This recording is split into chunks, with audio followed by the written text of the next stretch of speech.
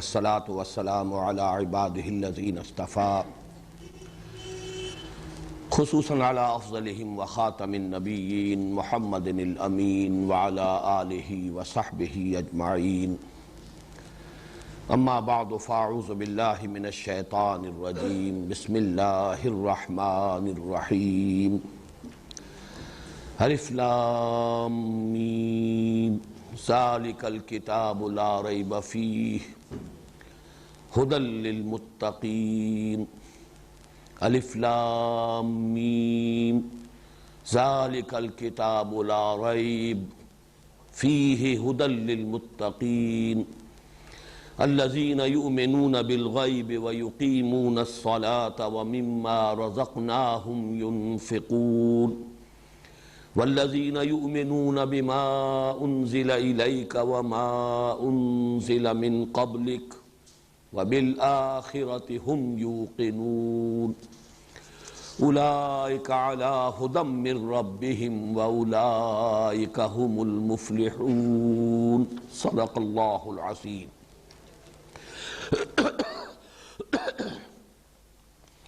رب اشرح لي صدري ويسر لي امري واحلل عقدة من لساني يفقهوا قولي. اللهم ربنا الهمنا رشدنا واعذنا من شرور انفسنا. اللهم ارنا الحق حقا وارزقنا اتباعه وارنا الباطل باطلا وارزقنا اجتنابه. اللهم ارحمنا بالقرآن العظيم واجعله لنا اماما ونورا وهدى ورحمة. اللهم ذكرنا منه ما نسينا وعلمنا منه ما جهلنا وارزقنا تلاوته آناء الليل وآناء النهار واجعله لنا حجة يا رب العالمين آمين.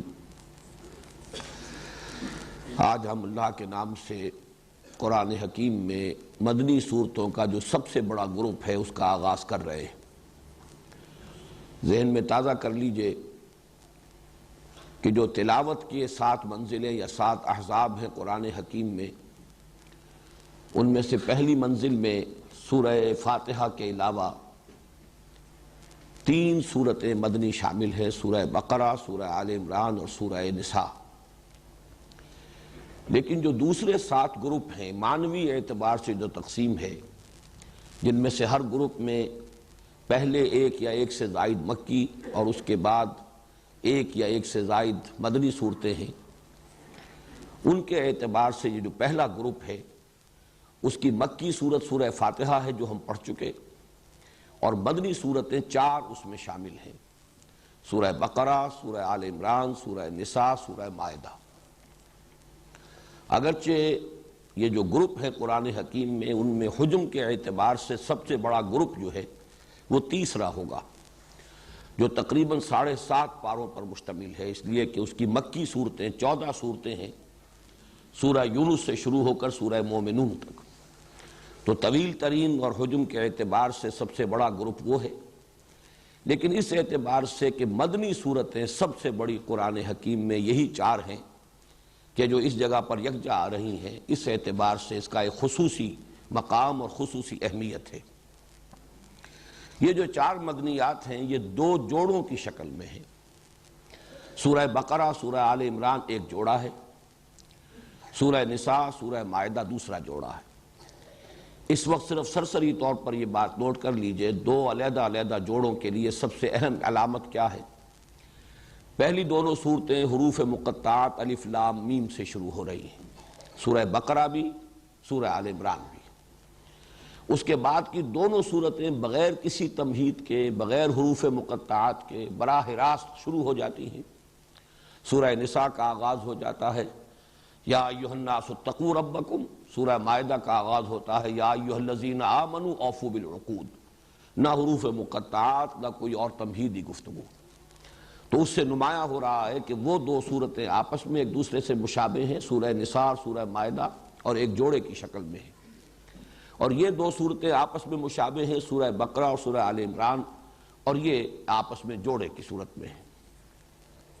اب اس میں جیسا کہ میں نے پہلے عرض کیا تھا کہ ہر گروپ کا ایک عمود ہوتا ہے، چونکہ یہ بہت سے اعتبارات سے اہم ترین یہ جوڑا ہے اور یہ جو گروپ ہے، اور خاص طور پر جیسا کہ میں نے عرض کیا مدنی صورتوں کا قرآن حکیم میں سب سے بڑا، اس لیے کہ مدنی صورتیں کل سب حجم ملا لیا جائے تو قرآن حکیم کا 1/3 ہے، 10 پارے کے لگ بھگ بنے گا، بلکہ اس سے بھی قدرے کم، اور ان میں سے 5.25 پارے جو ہیں وہ انہی 4 مدنی صورتوں پر مشتمل ہیں۔ تو گویا کہ نصف مدنی قرآن جو ہے وہ بالکل آغاز میں آ گیا ہے ان 4 صورتوں یا 2 جوڑوں کی شکل میں۔ ان کا عمود کیا ہے؟ ان کا عمود بھی یوں کہا جا سکتا ہے کہ دوہرا ہے، 2 مرکزی مضامین ہیں، اگرچہ وہ باہم مربوط ہے، وہ میں بعد میں عرض کروں گا، لیکن عمود کی تعبیر کے لیے یہ ذہن میں رکھیے کہ اس کے 2 عمود ہیں۔ نمبر 1 شریعت اسلامی، شریعت محمدی صلی اللہ علیہ وسلم، جس کا نقطہ آغاز ہے سورہ بقرہ۔ تمام جو احکام شریعت ہیں ان کی ابتدائی جو صورتیں ہیں، اس لیے کہ یہ آپ کے علم میں ہے کہ شریعت کا جو نزول ہوا ہے تدریجاً ہوا ہے، آخری احکام فوری طور پر ابتدائی میں نازل نہیں ہو گئے۔ اولاً تو یہ کہ مکی دور میں بہت کم احکام آئے، مکی صورتوں میں جو 2/3 قرآن حکیم ہے اس میں زیادہ تر ایمان کی بحثیں ہیں، رد و قضا ہے، کفار کے اعتراضات ہیں، ان کے جوابات ہیں، یا یہ کہ کچھ اخلاقی تعلیمات ہیں، وہ بنیادی انسانی اخلاقیات جن کے بارے میں کوئی اختلاف ممکن نہیں، سچ بولنا ہے، غریب کو کھانا کھلانا ہے، بھوکے کو اطعام، وعدے کا ایفا، وہ اخلاقی تعلیمات۔ تیسرا بڑا اہم مضمون جو ہے مکی صورتوں کا وہ ہے انباء الرسل، رسولوں کے حالات، اور وہ بار بار آئے ہیں تکرار اور اعادہ کے ساتھ۔ تو یہ اہم مضامین ہیں مکی صورتوں کے، احکام ان میں بہت کم آئے، بڑا بنیادی حکم نماز پڑھو بس یہ آ گیا ہے، یا یہ کہ خرچ کرو، لیکن وہ بھی اس معنی میں نہیں کہ نظام زکوٰۃ عطا کیا گیا ہو، بلکہ یہ کہ اللہ کی خوشنودی کے لیے، اپنے تزکیے کے لیے خرچ کرو اللہ کی راہ میں، غریبوں پر، وہ بھی زیادہ تر مساکین اور غرباء پر۔ یہ بھی گویا کہ بنیادی انسانی اخلاقیات سے اس کے ڈانڈے ملتے ہیں۔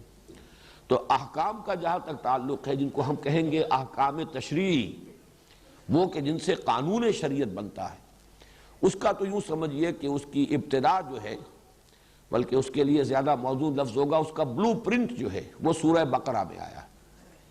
تدریجاً پھر وہ اس میں جو تبدیلیاں ہوتی رہیں اور اس میں جو ارتقائی مراحل طے ہوئے، تو سورہ مائدہ جو ہے وہ گویا کہ تکمیل شریعت کی صورت ہے، اور سورہ بقرہ آغاز شریعت کی صورت ہے۔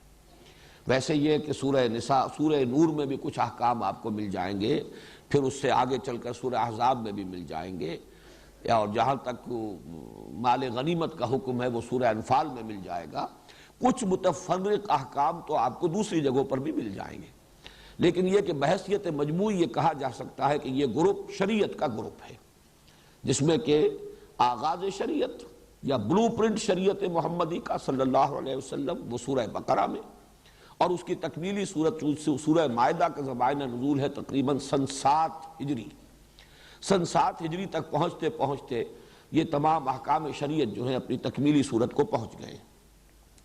اس اعتبار سے اس گروپ کا جو یہ عمود کا جزو اول جو میں نے شمار کیا ہے، اس کو کہا جا سکتا ہے کہ اس کا براہ راست تعلق ہے اہدنا الصراط المستقیم۔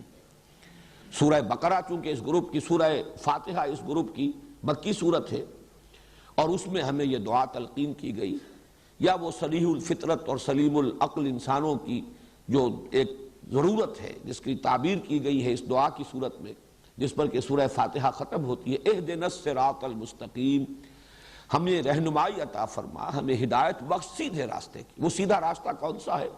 وہ شریعت کا راستہ ہے۔ شرع کے معنی بھی در حقیقت شارع کہتے ہیں راستے کو، طریق کہتے ہیں راستے کو، صراط کہتے ہیں راستے کو۔ تو اہدنا الصراط المستقیم وہ شریعت جو ہے وہ گویا کہ اس گروپ کے اندر اس دعا کا جواب ہے کہ جو ان 4 صورتوں کے اندر سورہ بقرہ سے لے کر سورہ مائدہ تک اللہ تعالیٰ کی طرف سے عطا ہو گیا۔ اس گروپ کا جو عمود ہے، عمود کا دوسرا حصہ وہ ہے اتمام حجت اہل کتاب پر۔ اہل کتاب میں ظاہر بات ہے کہ 2 گروپ تھے اس وقت کے جو براہ راست مخاطب تھے قرآن کے، یہود اور نصارہ۔ تو سورہ بقرہ میں زیادہ تر گفتگو ہوئی ہے یہود سے، سورہ آل عمران میں زیادہ تر گفتگو ہوئی ہے نصارہ سے، سورہ نساء اور مائدہ میں دونوں سے ہوئی ہے، ملی جلی بات ہے۔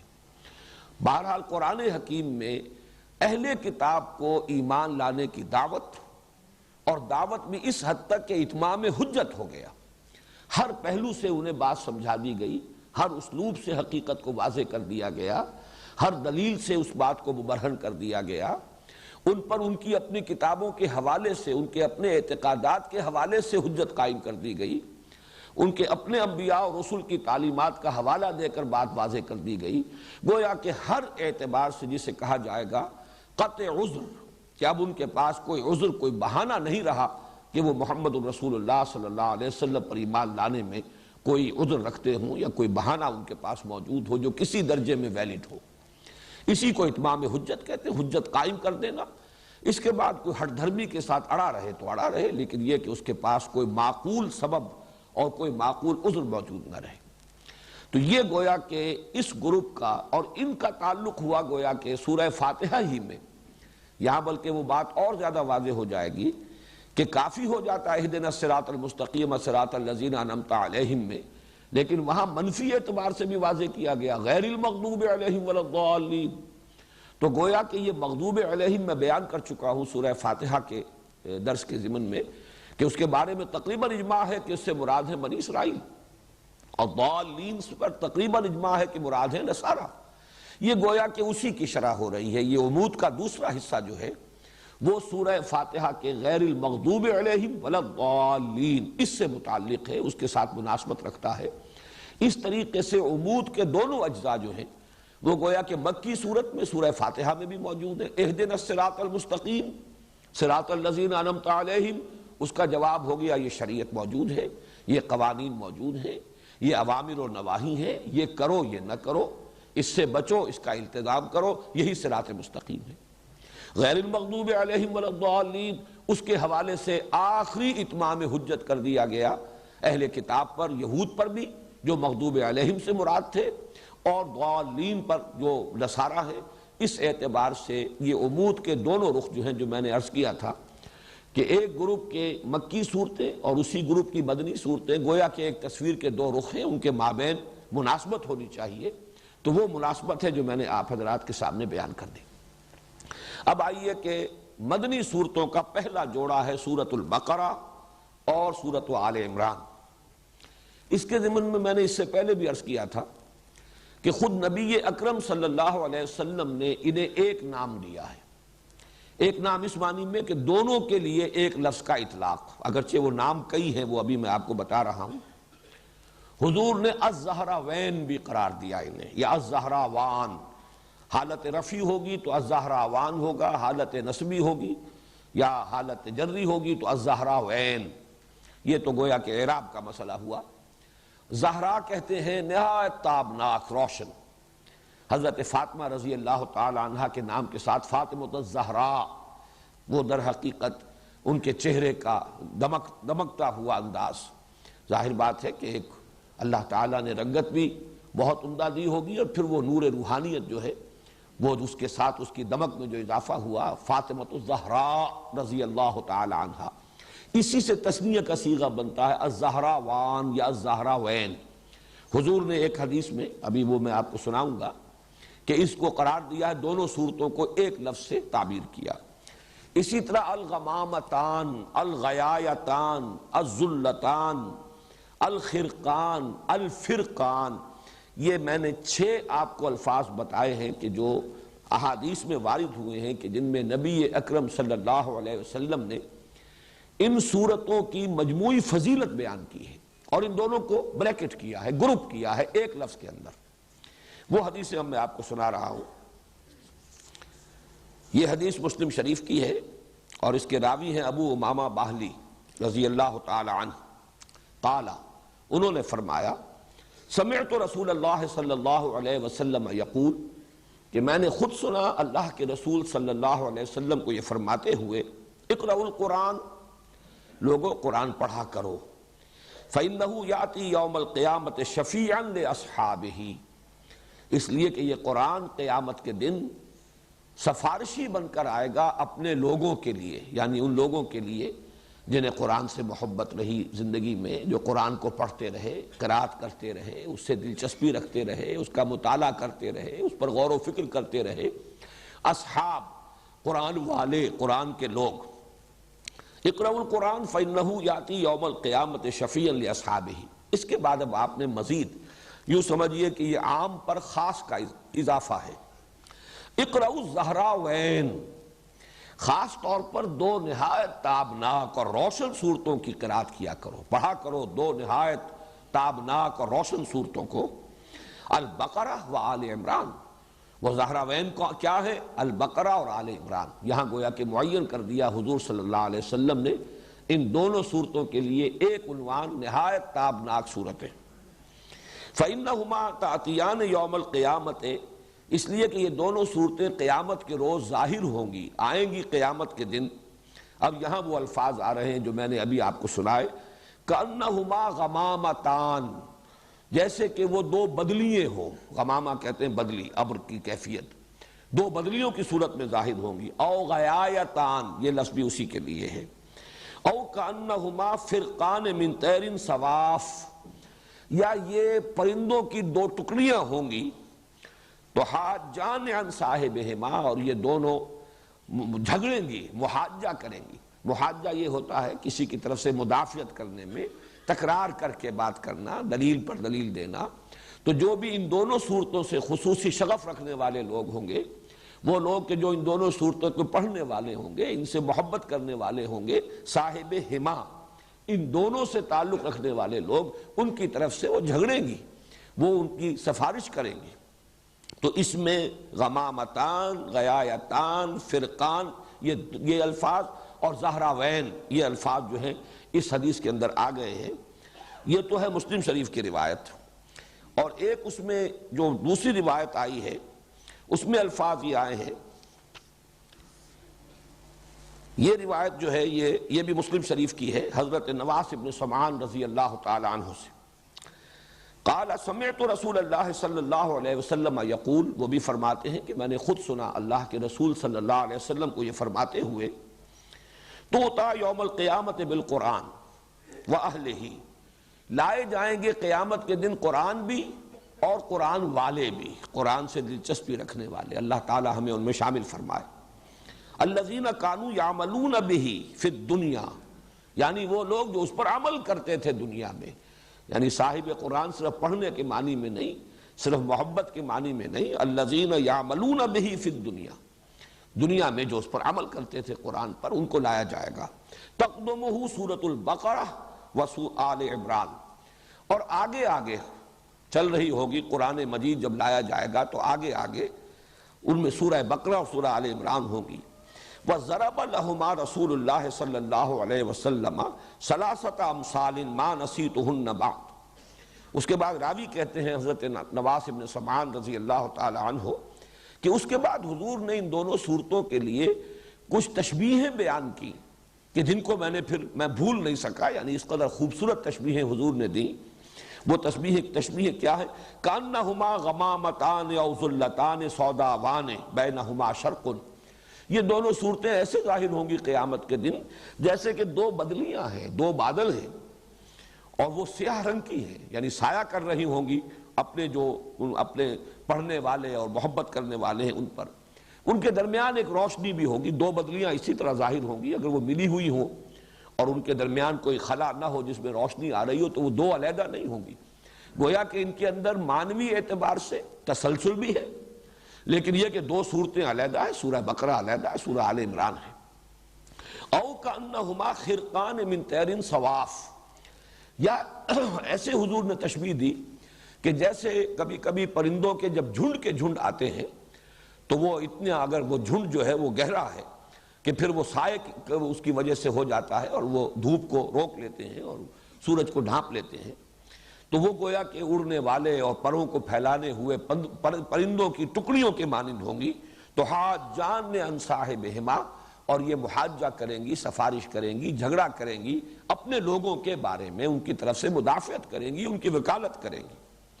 یہ تو مسلم شریف کی روایت ہے، لیکن ترمذی میں اسی روایت کے جو الفاظ آئے ہیں ما نسیتہن، وہ تین تمثیلیں جو حضور نے بیان فرمائی جن کے بارے میں راوی کہتے ہیں حضرت نواس ابن سمعان کہ میں ان کو بھول نہیں سکا، تو اس کی جو تشریح آئی ہے ترمذی کی روایت میں، قال یاتیان کانہما غیایتان بینہما شرق او کانہما غمامتان سوداوان او کانہما ذلتان من طیر صواف، دو بدلیاں یا دو ٹکڑیاں پرندوں کے دو جھنڈ ہوں گے، تجادلان عن صاحبہما، اور وہ مجادلہ کریں گی، محاجہ کریں گی، مجادلہ کریں گی، جھگڑیں گی، مدافعت کریں گی اپنے لوگوں کی طرف سے۔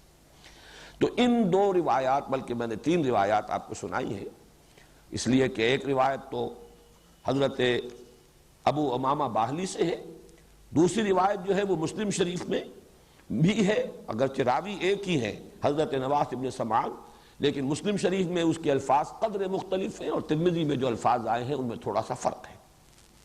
ان سے ان دونوں صورتوں کی فضیلت بھی ظاہر ہوئی، اور نمبر دو یہ کہ ان کا جوڑا ہونا ثابت ہو گیا، اس لیے کہ ان دونوں کو بریکٹ کیا ہے حضور صلی اللہ علیہ وسلم نے ایک نام سے، جیسے میں نے اس سے پہلے کئی مرتبہ عرض کیا ہے کہ آخری دو صورتیں ان کے لیے تو ایک نام ایسا ہے کہ جو ہر شخص جانتا ہے، سورۃ الفلق اور سورۃ الناس معوذتین، یہ دو ایک نام جو ہے ہر شخص جانتا ہے، دو صورتیں ہیں لیکن دونوں کا مضمون ایک ہے، اس لیے انہیں معوذتین کہا جاتا ہے، لیکن اس کے بارے میں یہ لفظ جو ہے زیادہ عام نہیں ہے، حالانکہ حضور صلی اللہ علیہ وسلم نے کس اہتمام کے ساتھ ان دونوں صورتوں کو بھی اسی طریقے سے ایک جوڑا قرار دیا ہے۔ اب جو اس کے وجوہ ہیں اور جو مظہر ہیں جوڑے ہونے کے، نسبت زوجیت کے، اب ان پر ہم نگاہ ڈال لیں۔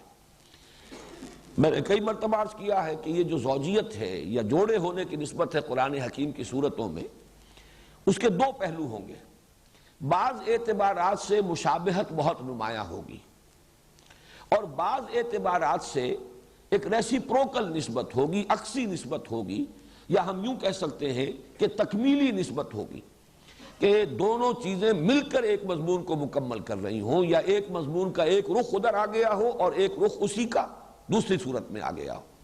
تو زوجین میں یہ دونوں چیزیں لازم ہیں، یہ جیسے کہ ہم جانتے ہیں حیوانات کے اندر ایک نوع جو ہے اس کی جو دو جنسیں ہوں گی وہ ایک دوسرے سے بہت مشابہ ہوں گی، شیر اور شیرنی، ظاہر بات ہے کہ وہ ان کا اپنی ایک مشابہت ہے، 99% تو ان کے مشابہت کی شکل نظر آئے گی، بیل اور گائے، لیکن یہ کہ آپ کو معلوم ہے کہ بعض اعتبارات سے ان کا جسمانی نظام ایسا بنایا گیا ہے کہ وہ ایک مقصد کی تکمیل کرتے ہیں، فرق ہے لیکن وہ فرق ایسا نہیں ہے کہ جس کے مابین کوئی وحدت مقصد موجود نہ ہو، مقصد ایک ہے۔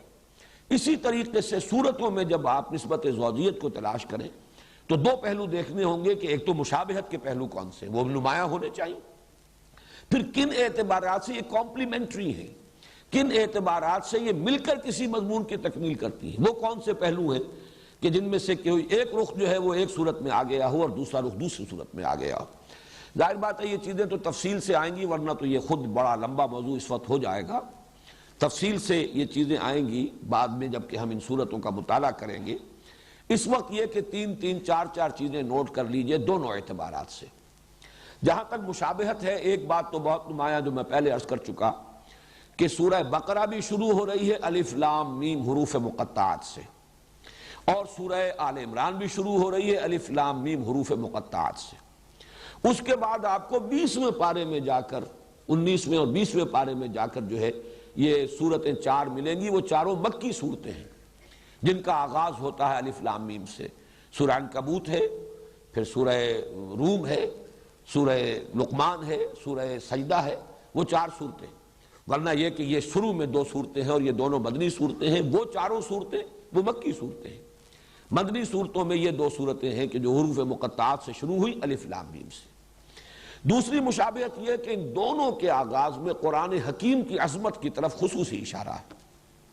آپ دیکھ رہے ہیں الف لام میم ذالک الکتاب لا ریب فیہ ھدی للمتقین، فوراً الف لام حروف مقطعات کے بعد، الف لام میم کے بعد قرآن مجید کی عظمت اور اس کے ہدایت ہونے کی طرف اشارہ۔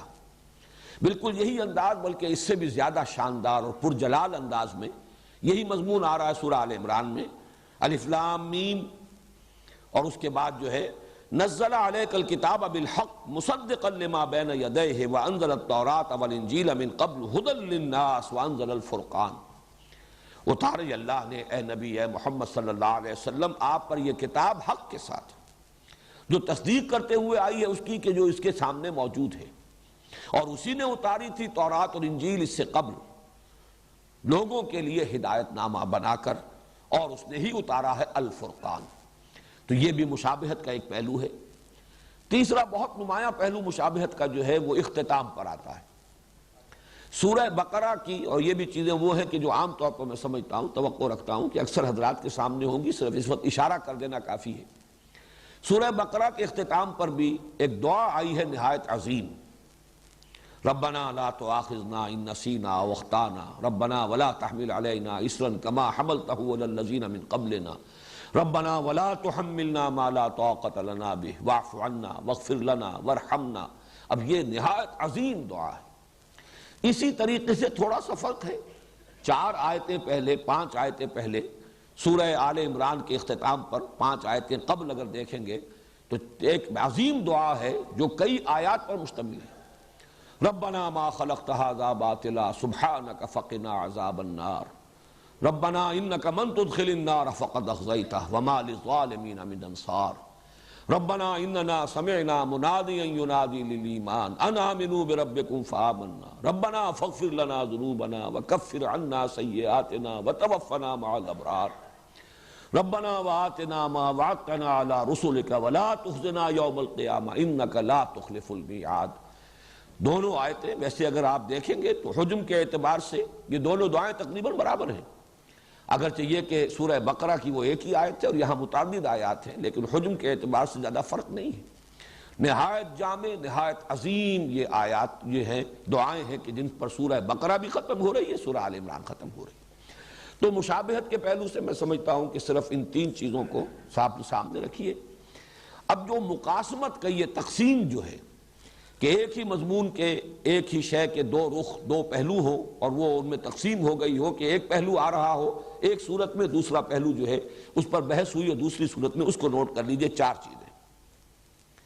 سب سے نمایاں بات تو یہ جو میں پہلے عرض کر چکا ہوں کہ سورہ بقرہ میں نہایت مفصل گفتگو ہوئی ہے، دعوت بھی دی گئی، اتمام حجت بھی کیا گیا، اور جس کو کہتے ہیں کہ قرارداد جرم بھی ان پر، فرد قرارداد جرم وہ بھی عائد کر دی گئی۔ فرد جرم وہ ہے یہود، بنی اسرائیل، یہود سے خطاب کر یا بنی اسرائیل اذکروا نعمتی التی انعمت علیکم۔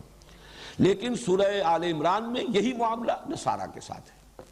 ان کی سب سے بڑی گمراہی تثلیث کا عقیدہ، الوہیت مسیح علیہ السلام کا عقیدہ، تو اس میں آپ دیکھیں گے کہ بڑی تفصیل کے ساتھ اس عقیدے کی نفی کی گئی ہے۔ تو یہ گویا کہ اب یہ دونوں مل کر ایک مضمون کی تکمیل کر رہے ہیں، دعوت اور اتمام حجت یہود پر سورہ بقرہ میں اور نصارہ پر سورہ آل عمران میں۔ اسی طریقے سے انفاق مال یا جہاد بالمال، اس پر جامع ترین مقام، نہایت مفصل مقام، نہایت تاکیدی حکم یہ سورہ بقرہ میں ہے۔ اور قتال، جہاد بالنفس، جانے ہتھیلی پر لے کر میدان میں آ جانا، یہ ہے کہ جس کا بڑی زیادہ شرح و بسط کے ساتھ یہ مضمون آیا ہے یہ سورہ آل عمران میں۔ آپ کو معلوم ہے کہ یہ قرآن حکیم کے اندر جہاد کا لفظ جہاں بھی آتا ہے بالمال والنفس، جاہدوا فی سبیل اللہ باموالکم وانفسکم، جہاد بالمال یہ ہے اللہ کی راہ میں، اللہ کے دین کے لیے، اس کے غلبے کے لیے، اس کی دعوت کے لیے مال خرچ کرنا، اور جان لگا دینا قتال اس کی بلند ترین شکل ہے کہ نقد جان ہتھیلی پر رکھ کر ایک شخص میدان میں آ گیا ہے، اپنی جان نثار کرنے کے لیے تیار ہے۔ تو یہ گویا کہ ایک ہی مضمون، جیسے وہ مضمون ایک تھا اتمام حجت اور دعوت اہل کتاب کو 2 حصوں میں تقسیم ہو گیا، یہود سورہ بقرہ میں، نصارہ سورہ آل عمران میں، جہاد فی سبیل اللہ، جہاد بالمال سورہ بقرہ میں، اور جہاد بالنفس اور قتال فی سبیل اللہ یہ سورہ آل عمران میں۔ اسی طرح یہ ذرا ایک لطیف بات ہے، سورہ بقرہ میں زیادہ زور اور زیادہ ایمفیسس ایمان پر ہے، جبکہ سورہ آل عمران میں آپ دیکھیں گے زیادہ زور، زیادہ ایمفیسس اسلام پر ہے۔ اب یہ بھی حقیقت کے اعتبار سے ایک ہی شے ہے، ایمان ایک باطنی کیفیت ہے، یقین کی ایک کیفیت ہے، وہ دل کے اندر ہے، وہ باطن میں ہے انسان کے، اور اسلام اسی کا ظہور خارجی ہے۔ انسان کے عمل میں جو روش ہوگی اس ایمان کی بنیاد پر، اس کا نام اسلام ہے۔ لیکن یہ کہ فی الحال یہ بھی اپنی جگہ حقیقت ہے کہ یہ دونوں علیحدہ علیحدہ ہیں، ان کو بالکل ایک شے بھی نہیں کہا جا سکتا، جیسے کہ سورہ حجرات میں ہے قالت الاعراب آمنا قل لم تؤمنوا ولكن قولوا اسلمنا ولما يدخل الايمان في قلوبكم۔ یہ بدو کہہ رہے ہیں، دعویٰ کر رہے ہیں، مدعی ہیں کہ ہم ایمان لے آئے، نبی ان سے کہہ دیجئے تم ایمان ہرگز نہیں لائے ہو، بلکہ یوں کہو کہ ہم اسلام لے آئے، ابھی تک ایمان تمہارے دلوں میں داخل نہیں ہوا۔ تو آپ دیکھیں گے کہ سورہ بقرہ میں شروع میں بھی یؤمنون بالغیب الذین یقیمون الصلاۃ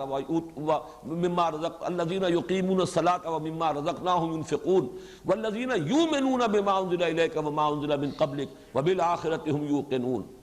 پھر 21ویں رکوع میں جا کر بالکل وسط میں پھر لیس البر ان تولوا وجوہکم قبل المشرق والمغرب ولکن البر من آمن باللہ والیوم الآخر والملائکۃ والکتاب والنبیین۔ پھر آخر میں آمن الرسول بما انزل الیہ من ربہ والمؤمنون کل آمن باللہ وملائکتہ وکتبہ ورسلہ۔ اب یہ آپ اندازہ دیکھیے کہ ابتدا، انتہا اور درمیان میں یہ تینوں جگہ پر ایمان کے بارے میں اہمیت کے ساتھ گفتگو ہو رہی ہے۔ اسلام کے بارے میں آپ کو یہی انداز نظر آئے گا سورہ آل عمران میں، ان الدین عند اللہ الاسلام، اور آگے چل کر ومن یبتغ غیر الاسلام دینا فلن یقبل منہ۔ وہاں اسلام پر زیادہ ایمفیسس ہے، یہاں ایمان پر زیادہ ہے۔ ایک اور بات نوٹ کیجئے کہ ایمان کے بھی قرآن مجید میں دو مظہر قرار دیے گئے ہیں عملی۔ ایمان اگر اندر ہے تو اس کا ظہور جب انسان کے عمل میں ہوگا، اس کے دو اہم مظاہر ہیں علیحدہ علیحدہ۔ ایک مظہر ہے نماز، روزہ، تقوی، خشوع، خضوع، ذکر کے اندر لذت کا آنا۔ ایک ہے جہاد، قتال، اللہ کی راہ میں تکلیفیں اٹھانا، صبر، مصابرت، ایثار، قربانی، میدان میں آنا، مقابلہ کرنا، باطل سے پنجہ آزمائی کرنا۔ یہ دو ہیں رخ عمل کے، ایمان کے نتیجے میں یہ دو مظاہر ہیں۔ اب آپ دیکھیے کہ اس میں بھی تقسیم ہے۔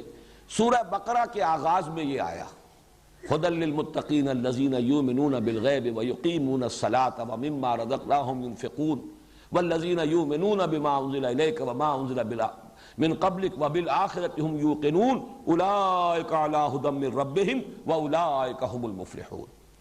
ایک رخ یہاں بیان کر دیا گیا۔ سورہ آل عمران میں دوسرا رخ آ رہا ہے۔ چنانچہ آخری رکوع کی جو ابھی میں نے آپ جس کی طرف میں اشارہ کر رہا تھا، وہ عظیم دعا کے بعد فاستجاب لهم ربهم انی لا اضیع عمل عامل منکم من ذکر و انثی فالذین ہاجروا واخرجوا من دیارہم واوذوا فی سبیلی وقاتلوا وقتلوا لأکفرن عنہم سیئاتہم ولأدخلنہم جنات تجری من تحتہا الانہار۔ اور پھر آخری آیت جو ہے وہ بھی اسی مضمون کو نمایاں کر رہی ہے، یا ایھا الذین آمنوا اصبروا وصابروا ورابطوا واتقوا اللہ لعلکم تفلحون۔ صبر، مصابرت، یہ ہے اصل میں وہ چیزیں کہ جن کو نمایاں کیا گیا ہے۔ اللہ کی راہ میں جنگ، تکلیفوں کا جھیلنا، گھر بار چھوڑ دینا، مصائب کو برداشت کرنا، قتال کرنا، قتل کرنا بھی، قتل ہونا بھی، یہ ہے ایمان کا دوسرا مظہر۔ سورہ آل عمران کے اختتام پر یہ دوسرا پہلو، سورہ بقرہ کے آغاز میں پہلا پہلو، اور اسی کی ایک مثال ہے بہت ہی نمایاں قرآن حکیم میں سورہ انفال میں یہ دونوں پہلو جمع کیے گئے ہیں، لیکن اس طور سے کہ شروع میں یہ سورہ بقرہ والا پہلو ہے، اور فرمایا گیا وہ لوگ جب اللہ کا نام لیا جائے تو ان کے دل لرز جاتے ہیں، نماز قائم کرتے ہیں۔ یہ ساری کیفیات جو ہیں وہ شروع میں آئیں، اور فرمایا گیا اولئک ھم المؤمنون حقا، یہ لوگ ہیں حقیقی مومن، سچے مومن۔ آخر میں آیا جو اللہ کی راہ میں جہاد کرتے ہیں، قتال کرتے ہیں، وہ لوگ جنہوں نے نصرت کی، انصار، وہ لوگ جنہوں نے ہجرت کی، یہ لوگ اولئک ھم المؤمنون حقا، یہ لوگ ہیں کہ جو سچے مومن ہیں۔ معلوم ہوا کہ یہ تصویر مومن کی شخصیت کی تصویر جو ہے اس کے دو رخ ہیں، دونوں کی تکمیل سے مومن کی شخصیت کا حیولہ صحیح طور پر سامنے آتا ہے، ورنہ وہ یک رخا رہ جائے گا۔ ایک رخ وہ ہے جو خانقاہوں میں نظر آتا ہے، وہاں وہ جہاد اور قتال نہیں، اللہ کی راہ میں باطل سے پنجہ آزمائی نہیں ہے، لیکن مراقبے ہیں، اور وہاں بھی ظاہر بات ہے کہ بہت مجاہدے تو ہوتے ہیں، نفس کشی ہوتی ہے، اور وہ مخالفت نفس کے اندر مبالغے بھی ہوتے ہیں، لیکن دوسرا رخ نہیں ہے۔ اور ایک یہ ہو سکتا ہے کہ مرد میدان تو ہو، لیکن یہ کہ وہ سوز کی کیفیت جو ہے، سوز و ساز رومی جسے کہا اقبال نے کبھی سوز و ساز رومی، کبھی پیچ و تاب رازی۔ اگر وہ باطنی سوز نہیں ہے، وہ حب نہیں ہے، محبت نہیں ہے اللہ کی اور اس کے رسول کی، تو معلوم ہوگا کہ کھوکھلی سی ایک چیز ہے۔ یہ دونوں چیزیں مل کر در حقیقت بندہ مومن کی شخصیت کی تصویر کی تکمیل کرتی ہے۔ اور یہاں جیسا کہ میں نے عرض کیا، سورہ بقرہ کے آغاز میں ایک رخ نماز، زکوٰۃ، ایمان، یقین، خشیت، تقوی، آخرت کا یقین، اور دوسرا رخ جہاد، قتال، ہجرت، مصابرت، صبر، یہ دوسرا رخ ہے جو سورہ آل عمران میں آیا۔ صرف اسی پر فی الحال اکتفا کریں، اس کے بعد یہ ہے کہ جب ہم ان دونوں صورتوں کا مطالعہ تفصیل سے کریں گے تو یہ اور نکھرتا چلا جائے گا کہ کس طرح یہ دونوں صورتیں مل کر مضمون کی تکمیل کرتی ہیں۔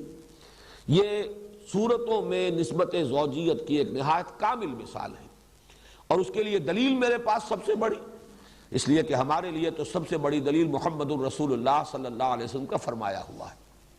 جس طریقے سے آخری دونوں صورتیں معوذتین ایک نام میں جمع کی گئیں، اسی طریقے سے ان صورتوں کے لیے حضور نے الزہراوین، الغمامتین، الغیایتین، الذلتین، الخرقین، الفرقین، یہ تمام الفاظ تثنیہ کے اس لیے استعمال کیے کہ بات واضح ہو جائے کہ یہ دونوں صورتیں جو ہیں یہ مل کر ایک مضمون کی تکمیل کرتی ہیں اور یہ آپس میں جوڑے کی نسبت رکھتی ہیں۔ اب آئیے سورۃ البقرہ۔ سورۃ البقرہ کے بارے میں بھی تمہیدی مضامین ہو جائیں، اس کے بعد ہم سلسلے وار لفظ بلفظ مطالعہ شروع کریں گے۔ سب سے پہلی چیز اس سورہ مبارکہ کے لیے اس کی عظمت، ایک تو عظمت دونوں کی مشترک جو ہے وہ تو میں حدیثیں آپ کو سنا چکا، سورہ بقرہ، سورہ آل عمران مشترک طور پر زہراوین ان کی جو عظمت ہے، لیکن یہ ہے کہ سورہ بقرہ کے بارے میں نبی اکرم صلی اللہ علیہ وسلم کی دو احادیث آپ کو سنانا چاہتا ہوں۔ دونوں ترمذی سے ہیں اور دونوں کے راوی حضرت ابو ہریرہ ہیں رضی اللہ تعالیٰ عنہ۔ عن ابی ہریرہ رضی اللہ تعالیٰ عنہ ان رسول اللہ صلی اللہ علیہ وسلم قال لکل شیء سنام وسنام القرآن سورۃ البقرہ وفیہا آیۃ ہی سیدۃ آی القرآن آیۃ الکرسی۔ حضور نے فرمایا ہر شے کی ایک چوٹی ہوتی ہے، ایک کوہان، جیسے اونٹ کی کے وجود میں وہ کوہان جو ہے بڑا نمایاں ہوتا ہے، ایسے ہی ہر شے میں، جس کو آپ انگریزی میں کلائمیکس سے تعبیر کرتے ہیں، ہر شے کا ایک کلائمیکس ہے، ہر شے کا ایک نقطہ عروج ہے، ہر شے کی ایک چوٹی ہے، اور قرآن کی چوٹی سورہ بقرہ ہے۔ اور اس میں ایک آیت تو وہ ہے کہ جو تمام آیات قرآنیہ کی سردار ہے، اور وہ آیت الکرسی ہے۔ واقعہ ہے کہ آیت الکرسی وہ تو عظیم ترین آیت ہے، بلکہ یہ کہ اس کے بارے میں بھی حضور نے بالکل وہی بات کہی ہے جو سورہ اخلاص کے بارے میں کہی ہے۔ سورہ اخلاص کو حضور نے قرار دیا کہ یہ ربع قرآن ہے، قرآن ثلث قرآن، چوتھائی حصہ قرآن کا، اور آیت الکرسی کو بھی ربع قرآن قرار دیا۔ اس اعتبار سے اس کی بڑی عظمت ہے۔ دوسری حدیث ہے وہی حضرت ابو ہریرہ رضی اللہ تعالیٰ عنہ سے کہ حضور نے ارشاد فرمایا ان بیت الذی تقرأ فیہ البقرۃ لا یدخلہ الشیطان، وہ گھر کے جس میں سورہ بقرہ کی تلاوت کی جاتی ہو اس میں شیطان داخل نہیں ہو سکتا۔ وہ گویا کہ ایک حصار کا اور حفاظت کا اور دفاع کا کام جو ہے فریضہ سر انجام دیتی ہے۔ یہ سورہ بقرہ جس گھر میں کہ اس کے پڑھنے کا اہتمام ہوتا ہو، انتظام ہوتا ہو، بار بار پڑھا جاتا ہو، اس کا چرچا ہوتا رہتا ہو، تو جو شیطان ہے وہ اس سے بھاگتے ہیں۔ زمانہ نزول کے بارے میں نوٹ کر لیجئے کہ یہ سورہ مبارکہ ظاہر بات ہے کہ 40 رکوعوں پر مشتمل ہے۔ آیات کے اعتبار سے تقریباً ہمارے ہاں جو مصحف ہیں ان میں تو 286 کا حصہ ہی آپ کو ملے گا، 286 آیات۔ البتہ مختلف قرأتوں کے اعتبار سے ایک ایک کا فرق ہے، بعض حضرات کے نزدیک 285 آیات بھی شمار میں آتی ہیں اس کی، اور بعض کے نزدیک جو ہے 287 بھی ہیں، لیکن یہ کہ تقریباً اجماع جو ہے وہ 286 کی عدد پر ہے۔ لیکن وہ صرف گنتی کا فرق ہے، یہ نہیں ہے کہ کسی آیت کے بارے میں اختلاف ہو کہ وہ قرآن کا حصہ ہے یا نہیں۔ کہیں کسی جگہ پر ایک گنتی ہو جاتی ہے آیت کی اور کسی جگہ پر نہیں ہوتی۔ یہ سورہ فاتحہ میں بھی میں بیان کر چکا ہوں۔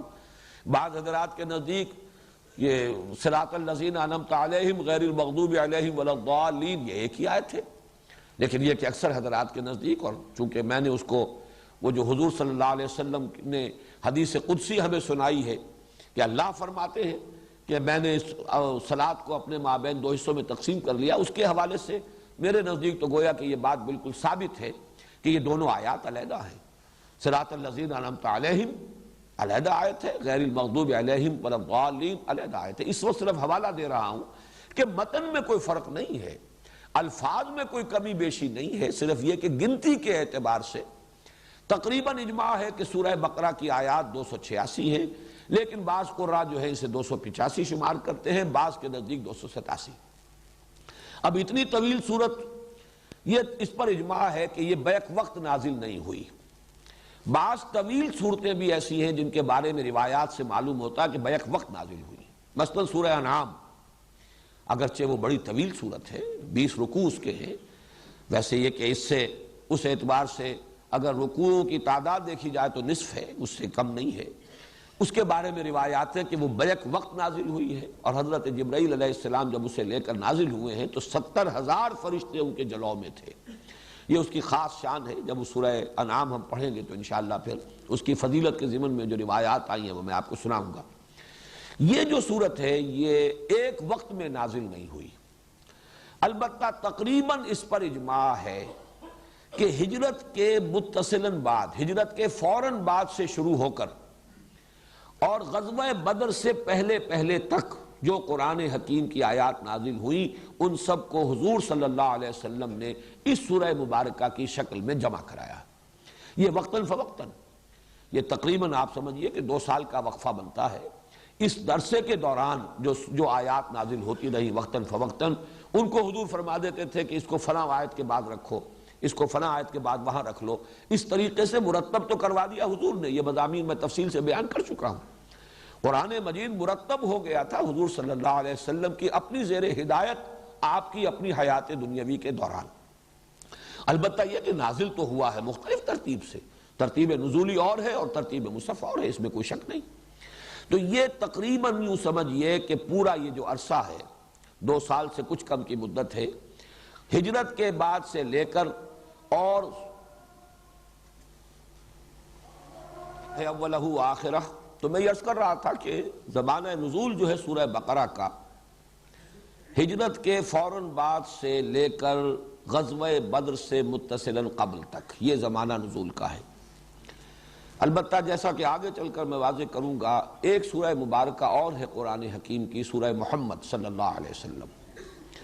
اندازہ یہ ہوتا ہے کہ غزوہ بدر سے قبل وہ سورت بھی نازل ہوئی ہے، بلکہ اس کا نام سورۃ القتال بھی ہے، گویا کہ اسی میں قتال کی فرضیت جو ہے وہ آئی ہے۔ اس اعتبار سے سورہ بقرہ اور ادھر وہ سورہ محمد صلی اللہ علیہ وسلم، ان دونوں کو جمع کر لیجئے تو قرآن مجید کا یہ حصہ وہ ہے کہ جو ہجرت کے بعد سے لے کر اور غزوہ بدر سے پہلے تک نازل ہوا۔ اس میں سورہ محمد کے بارے میں صلی اللہ علیہ وسلم بعد میں بات کر لیں گے، اس وقت جو ہے اس کو نوٹ کر لیجئے کہ اس سورہ مبارکہ کا زمانہ نزول یہی ہے۔ البتہ استثناءات ہیں، ان استثناءات میں سے 2 آیتیں تو وہ ہیں کہ جو سورہ بقرہ کے آخر میں ہیں، ان کو کہا جا سکتا ہے کہ مکیات ہیں، اس پہلو سے کہ ہجرت سے پہلے حضور کو یہ عطا ہو گئی، اور ان کی خصوصی شان یہ ہے کہ بقیہ قرآن تو آسمان سے زمین پر نازل ہوا ہے، حضور صلی اللہ علیہ وسلم نے ریسیو کیا ہے، اس زمین پر جواب تھے۔ وہ 2 آیتیں آپ کو عطا کی گئی ہیں جبکہ شب معراج میں آپ خود آسمان پر تشریف لے گئے تھے۔ یہ امت کے لیے عظیم ترین تحفہ ہے جو اللہ تعالیٰ نے شب معراج میں حضور صلی اللہ علیہ وسلم کو عطا فرمایا۔ وہ 2 آیتیں ہیں جو سورہ بقرہ کے آخر میں ہیں، انہی میں وہ دعا بھی ہے جس کا میں نے تذکرہ کیا شروع میں، نہایت عظیم دعا۔ اس کے علاوہ کچھ آیات ایسی ہیں خاص طور پر کہ جو سود کی حرمت سے متعلق ہیں، ان کے بارے میں بالاجماع یہ ہمیں معلوم ہے کہ سن 9 میں نازل ہوئی ہے۔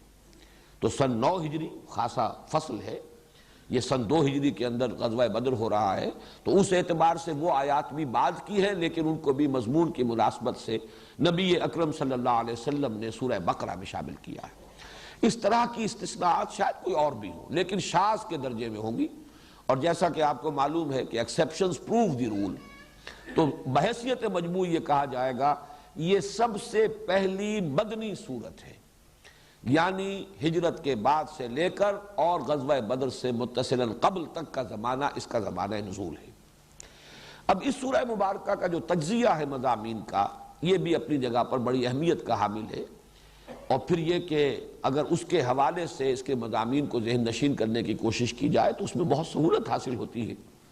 اور جیسا کہ میں نے پہلے بھی عرض کیا تھا، یہ میں سمجھتا ہوں کہ اللہ تعالیٰ کا خصوصی فضل ہے کہ اس نے اس کے ضمن میں بعض ایسی تشبیہات کی طرف ذہن کو منتقل کر دیا، وہ میں آپ کے سامنے ابھی رکھوں گا، کہ اس کے حوالے سے اس مضمون کو یاد رکھنا، ذہن نشین کرنا، سمجھنا بہت آسان ہو جائے گا. ایک تو یہ کہ اس سورہ مبارکہ کے لیے میں نے ایک نام تجویز کیا ہے، سورۃ الامتین. یہ بھی تثنیہ کا صیغہ آ رہا ہے، یہ دو امتوں کی صورت ہے. اور مجھے یہ جرأت اس وجہ سے ہوئی کہ جیسے کہ ہم وہ حدیث پڑھ چکے ہیں، قسمت الصلاۃ بینی و بین عبدی نصفین. اللہ تعالیٰ فرماتے ہیں کہ میں نے سورہ فاتحہ جو الصلاۃ ہے، اصل نماز ہے، اسے اپنے اور اپنے بندے کے مابین دو برابر برابر نصفین میں، دو آدھے حصوں میں تقسیم کر دیا ہے. فنصفہا لی ونصفہا لعبدی ولعبدی ما سأل. اس کا آدھا حصہ میرے لیے ہے اور آدھا حصہ بندے کے لیے ہے، اور میں نے دیا بندے کو جو اس نے مجھ سے مانگا. اسی طرح میں عرض کر رہا ہوں کہ قسمہ اللہ نصفین، اس سورہ مبارکہ کو بھی اللہ تعالیٰ نے دو نصفوں میں تقسیم کر دیا ہے. اس کے نصف اول میں تمام تر خطاب ہے سابقہ امت مسلمہ، اس لیے امتین کہہ رہا ہوں میں، دو امتیں.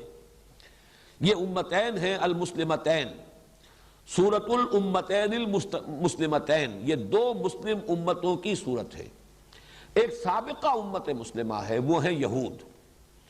ان کی تو تاریخ جو ہے امت کے اعتبار سے بحیثیت امت مسلمہ شروع ہوتی حضرت موسیٰ علیہ السلام سے اور ختم ہو گئی ہے پوٹینشلی حضرت مسیح علیہ السلام پر.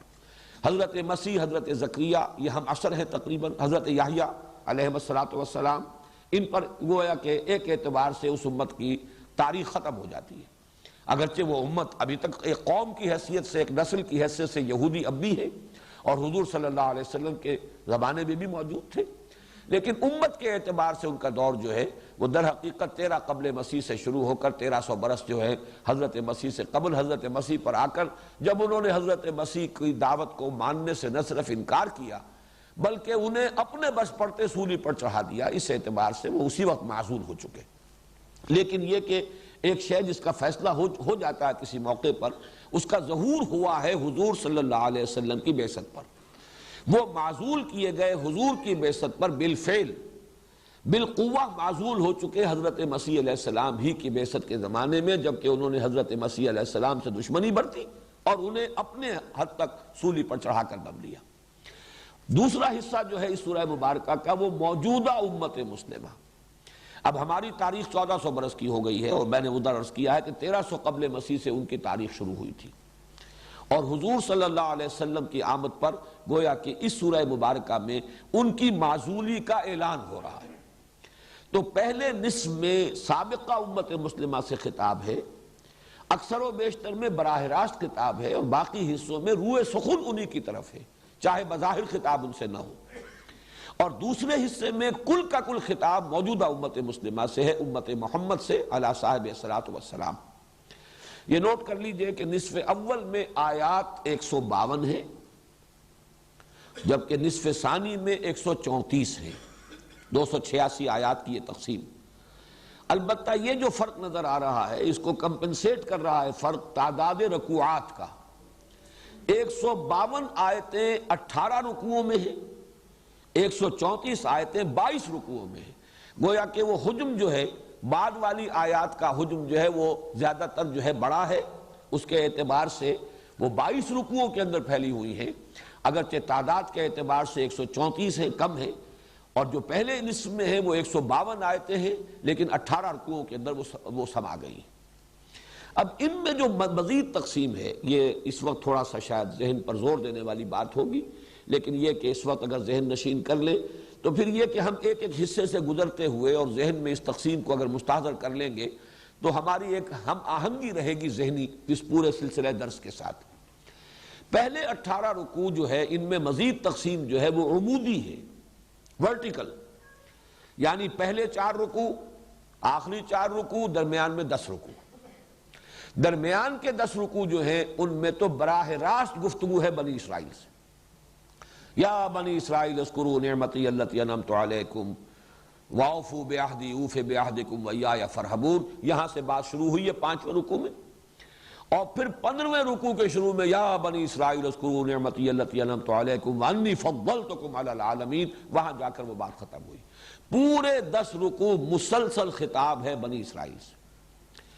پہلے 4 رکوع جو ہے ان کو ہم کہہ سکتے ہیں کہ وہ تمہیدی ہیں، بظاہر ابھی خطاب شروع نہیں ہوا، اور ایک اعتبار سے وہ تمہیدی یوں بھی ہے کہ پورے قرآن کے لیے گویا کہ وہ دیباچہ بن جاتے ہیں۔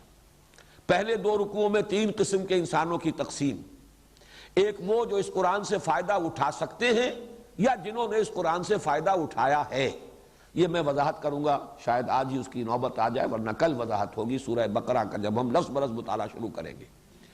ایک وہ ہے کہ جن کے اوپر دروازہ بند ہو چکا ہدایت کا، لاکھ سمجھا لیا جائے وہ اب ماننے والے نہیں۔ تیسرے وہ ہیں کہ جو بین بین ہیں، کہتے ہیں کہ ہم مانتے ہیں حقیقتاً نہیں مانتے۔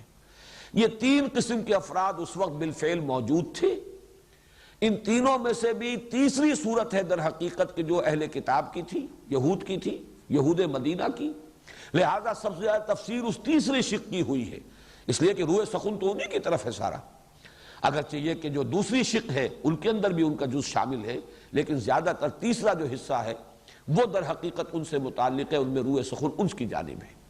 لیکن ایک اعتبار سے یہ ابدی اہمیت کے حامل ہے کہ گویا کہ ان میں بیان کیا جا رہا ہے کہ کون لوگ ہیں جو قرآن کی ہدایت سے مستفید ہو سکیں گے، کون وہ ہیں کہ جن کے لیے اس کا دروازہ بند ہے، کون وہ ہیں کہ جو بین بین ہیں، کچھ استفادہ کرتے بھی ہیں، تھوڑا بہت راستہ چل بھی لیتے ہیں، لیکن یہ ہے کہ پھر وہ چھٹک کر کھڑے ہو جاتے ہیں، ہمت جواب دے جاتی ہے۔ ہمیشہ یہ 3 قسم کے لوگ دنیا میں رہے ہیں کسی بھی دعوت کے رد عمل پر۔ ایک وہ لوگ جنہوں نے اس دعوت کو قبول کیا اور ہر چہ بعد آباد پورے طور سے اس کے رنگ میں اپنے آپ کو رنگ لیا اور اس کے لیے اپنے آپ کو وقف کر دیا۔ ایک وہ جو اڑ گئے، کفر، عناد، دشمنی، ہٹ دھرمی، تعصب، اس کی وجہ سے رک گئے کہ کوئی دلیل، کوئی استشہاد، کوئی استدلال ان کے لیے مفید نہیں ہوا۔ ایک وہ کہ جو کچھ کسی درجے میں مان کر، لیکن یہ کہ پورے طور سے ماننا، ٹوٹل آئیڈینٹیفیکیشن اپنے آپ کی اس کے ساتھ کر لینا، یہ ان کے بس کا روگ نہیں ہوتا۔ یہ 3 قسم کے لوگ ہمیشہ تھے، ہمیشہ رہیں گے۔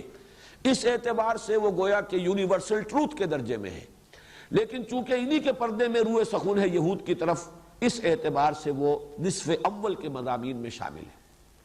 بقیہ 2 رکوعوں میں جو دین کی بنیادی تعلیم ہے، اس کو نوٹ کیجئے، چونکہ جو 2/3 حصہ قرآن مجید کا تھا وہ تو نازل ہو چکا ہے سورہ بقرہ سے قبل۔ سورہ بقرہ تو ہجرت کے بعد نازل ہو رہی ہے، اور اس کو قرآن مجید میں بالکل شروع میں رکھا گیا ہے۔ جو دین کی بنیادی تعلیمات ہیں، جو عقائد ہیں، جو فلسفہ ہے، جو حکمت دین ہے، وہ تو پورا کا پورا آ چکا ہے مکی صورتوں میں۔ تو ضرورت پیش آئی اور یا حکمت خداوندی کا یہ تقاضا ہوا کہ اس کا خلاصہ اس سورہ بقرہ کے آغاز میں رکھ دیا جائے، تاکہ ایک عام قاری جب اسے پڑھ رہا ہو تو اس کے سامنے وہ مکی قرآن کے مضامین کا خلاصہ آ جائے، پھر وہ آگے بڑھے۔ تو 4 رکوع جو ابتدائی ہیں وہ اس اعتبار سے تمہیدی ہیں۔ 4 رکوع جو بعد کے ہیں، یعنی 4 کے بعد 10 رکوع میں براہ راست خطاب ہوگا بنی اسرائیل سے، آخری 4 رکوعوں میں یہ ٹرانزیشن ہے کہ اب ابراہیم کی ایک نسل میں یہ امت مسلمہ اور اللہ تعالیٰ نے یہ مقام ان کو عطا کیا ہوا تھا، منصب دیا ہوا تھا یہود کو، اب وہ منصب سلب کر کے حضرت ابراہیم ہی کی نسل کی دوسری شاخ حضرت اسماعیل کی نسل میں حضرت محمد صلی اللہ علیہ وسلم کی بعثت ہوئی، اور اب ان پر جو لوگ ایمان لائے تو ایک نئی امت وجود میں آئی۔ اب ان کو نصب کیا جا رہا ہے، یہ منصب اب ان کو عطا کیا جا رہا ہے۔ اس حوالے سے حضرت ابراہیم چونکہ وہ نقطۂ جامع ہے ان دونوں امتوں کی، جہاں پر جا کر کہ پھر جہاں پہ وہ مل جاتی ہے، جو سلسلہ ان کا ہے وہ حضرت ابراہیم کی شخصیت ہے۔ اس اعتبار سے حضرت ابراہیم کا ذکر، تعمیر کعبہ کا ذکر، پھر کعبے کی طرف اب رخ کا پھیر دیا جانا، تحویل قبلہ، وہ گویا کہ علامت ہے اس کی کہ اب وہ سابق قبلے والے یعنی یہود جن کا قبلہ رہا یروشلم، بیت المقدس، اب وہ معزول کر دیے گئے۔ اب اس کعبے کے گرد ایک نئی امت محمد وجود میں آ گئی اور اس کا نصب عمل میں آ چکا، وہ اب اس منصب پر فائز کر دیے گئے۔ یہ ہیں 18 رکوع جو پہلے ہیں نصف اول کے، 4 تمہیدی، 10 میں خطاب بنی اسرائیل سے براہ راست، اور پھر 4 کے اندر وہ تحویل جو ہے کہ ایک کی معزولی کا اعلان اور دوسرے کے اس منصب پر فائز کرنے کا اعلان۔ اس کے بعد جو بقیہ ہے 22 رکوع، اب خطاب شروع ہوا براہ راست امت مسلمہ سے۔ گویا کہ تحویل قبلہ ایک طرح کی کورونیشن تھی، تاج پوشی تھی۔ امت مسلمہ، امت محمد صلی اللہ علیہ وسلم اب اس مقام پر فائز کر دی گئی، اس کی تاج پوشی ہو گئی۔ اب ان سے خطاب ہے، اس خطاب کے بارے میں وہ تشبیہ عرض کر رہا تھا کہ وہاں غور کیجئے تو مضامین جو ہیں بظاہر، یہ لفظ مناسب نہیں ہے قرآن کے لیے، لیکن بظاہر کٹے پھٹے سے نظر آتے ہیں، یا یوں کہیے کہ بظاہر مضامین گڑبڑ نظر آتے ہیں۔ ابھی نماز کا ذکر ہو رہا تھا، ابھی کہیں جہاد کا ذکر شروع ہو گیا، ابھی کہیں کوئی اور بات آ گئی، تو بیچ میں کوئی تسلسل نہیں ہے۔ اس کے لیے میرے سامنے تمثیل آئی تھی، تشبیہ آئی تھی اللہ تعالیٰ کی طرف سے، اور بڑی خوبصورت تمثیل ہے کہ آپ ایک ایسی رسی کا تصور کریں جو 4 لڑیوں سے بٹی گئی ہو۔ اب جب بٹ دیا جاتا ہے، فرض کیجئے کہ اس کے رنگ جدا جدا ہیں، ایک سفید ہے، ایک سرخ ہے، ایک نیلی ہے، ایک فرض کیجئے سبز ہے یا پیلی ہے۔ جب ان کو بٹ دیا جائے گا تو کوئی رنگ بھی مسلسل نظر نہیں آئے گا، کٹے پھٹے نظر آئیں گے۔ اگر آپ ایک طرف سے دیکھیں گے تو سفید ہے، سرخ ہے، نیلا یا پیلا ہے، اور یا سبز ہے، پھر سفید ہے، سرخ ہے، پھر نیلا یا پیلا ہے، پھر سبز ہے۔ اس طریقے سے رنگ جو ہے کٹے پھٹے نظر آئیں گے۔ اگرچہ آپ اگر اس کو کھول دیں تو معلوم ہوگا کہ سبز لڑی بھی سیدھی ہے، مسلسل ہے، سفید ڈوری بھی مسلسل ہے، سیدھی ہے، نیلی بھی سیدھی ہے، سرخ بھی سیدھی ہے۔ اس اعتبار سے 4 لڑیاں ہیں جو باہم آپس میں بٹی ہوئی ایک رسی کی شکل میں۔ ان کو بھی 2 کے 2 جوڑوں میں سمجھیے۔ ایک ہے احکام شریعت، یہ کرو یہ نہ کرو، اور ایک ہے جہاد فی سبیل اللہ۔ پھر پہلے کے بھی 2 حصے ہیں، احکام شریعت میں عبادات ہیں اور معاملات ہیں، اور دوسری طرف جہاد میں انفاق یا جہاد بالمال بھی ہے اور قتال جہاد بالنفس بھی ہے۔ تو 4 یہ جو ڈوریاں ہیں یا 4 لڑیاں ہیں، ایک میں عبادات سے متعلق احکام، دوسرے معاملات انسانی سے متعلق احکام، تیسرے انفاق فی سبیل اللہ، جہاد بالمال، چوتھے قتال فی سبیل اللہ یا جہاد بالنفس۔ ان 4 لڑیوں کو اس طریقے سے بٹ دیا گیا ہے ایک رسی کی شکل میں کہ یہ 4 مضامین ایک دوسرے کے بعد مختلف وقفوں سے آ رہے ہیں۔ بہرحال ان سب میں خطاب جو ہے وہ امت مسلمہ سے۔ اس اعتبار سے اب ان میں جو پولرائزیشن ہے یا ان میں جو تقسیم ہے 4 مضامین کی، وہ ورٹیکل نہیں ہے، ہاریزونٹل ہے۔ وہ 4 لڑیاں ہیں جو چل رہی ہیں مسلسل، اور وہ 4 لڑیاں جو ہیں آپس میں بٹے ہونے کی وجہ سے بظاہر کٹی پھٹی نظر آتی ہیں۔ یہ ترتیب ہے سورہ بقرہ کے مضامین کا تجزیہ۔ 40 رکوع، 18 ادھر 22 ادھر۔ 18 میں خطاب امت مسلمہ سابقہ یہود سے، 22 میں خطاب امت مسلمہ موجودہ یعنی ہم مسلمانوں سے۔ پہلے 18 میں 10 درمیانی میں براہ راست خطاب یہود سے، 4 تمہیدی شروع میں، 4 تحویلی، امت سابقہ معزول، اور یہ امت نئی جو محمد الرسول اللہ پر ایمان کی بنیاد پر وجود میں آئی، جس کا مرکز ہے، جس کا قبلہ ہے خانہ کعبہ، اب یہ اس مقام پر فائز کر دی گئی۔ بقیہ میں 22 رکوعوں میں 4 مضامین کی لڑیاں ہیں جو بٹی ہوئی ہیں، احکام عبادات سے متعلق، معاملات سے متعلق، اور جہاد بالمال اور جہاد بالنفس یا قتال فی سبیل اللہ۔ اب اس کے بعد آئیے ہم سورہ بقرہ کا آغاز کرتے ہیں، اور اس میں سب سے پہلے آ رہے ہیں حروف مقطعات الف لام میم۔ آج اگر اسی کے بارے میں ہم چند باتیں نوٹ کر لیں تو میں سمجھتا ہوں کہ آج کا قضا ہو جائے گا، اس سے آگے پھر انشاءاللہ کل چلیں گے۔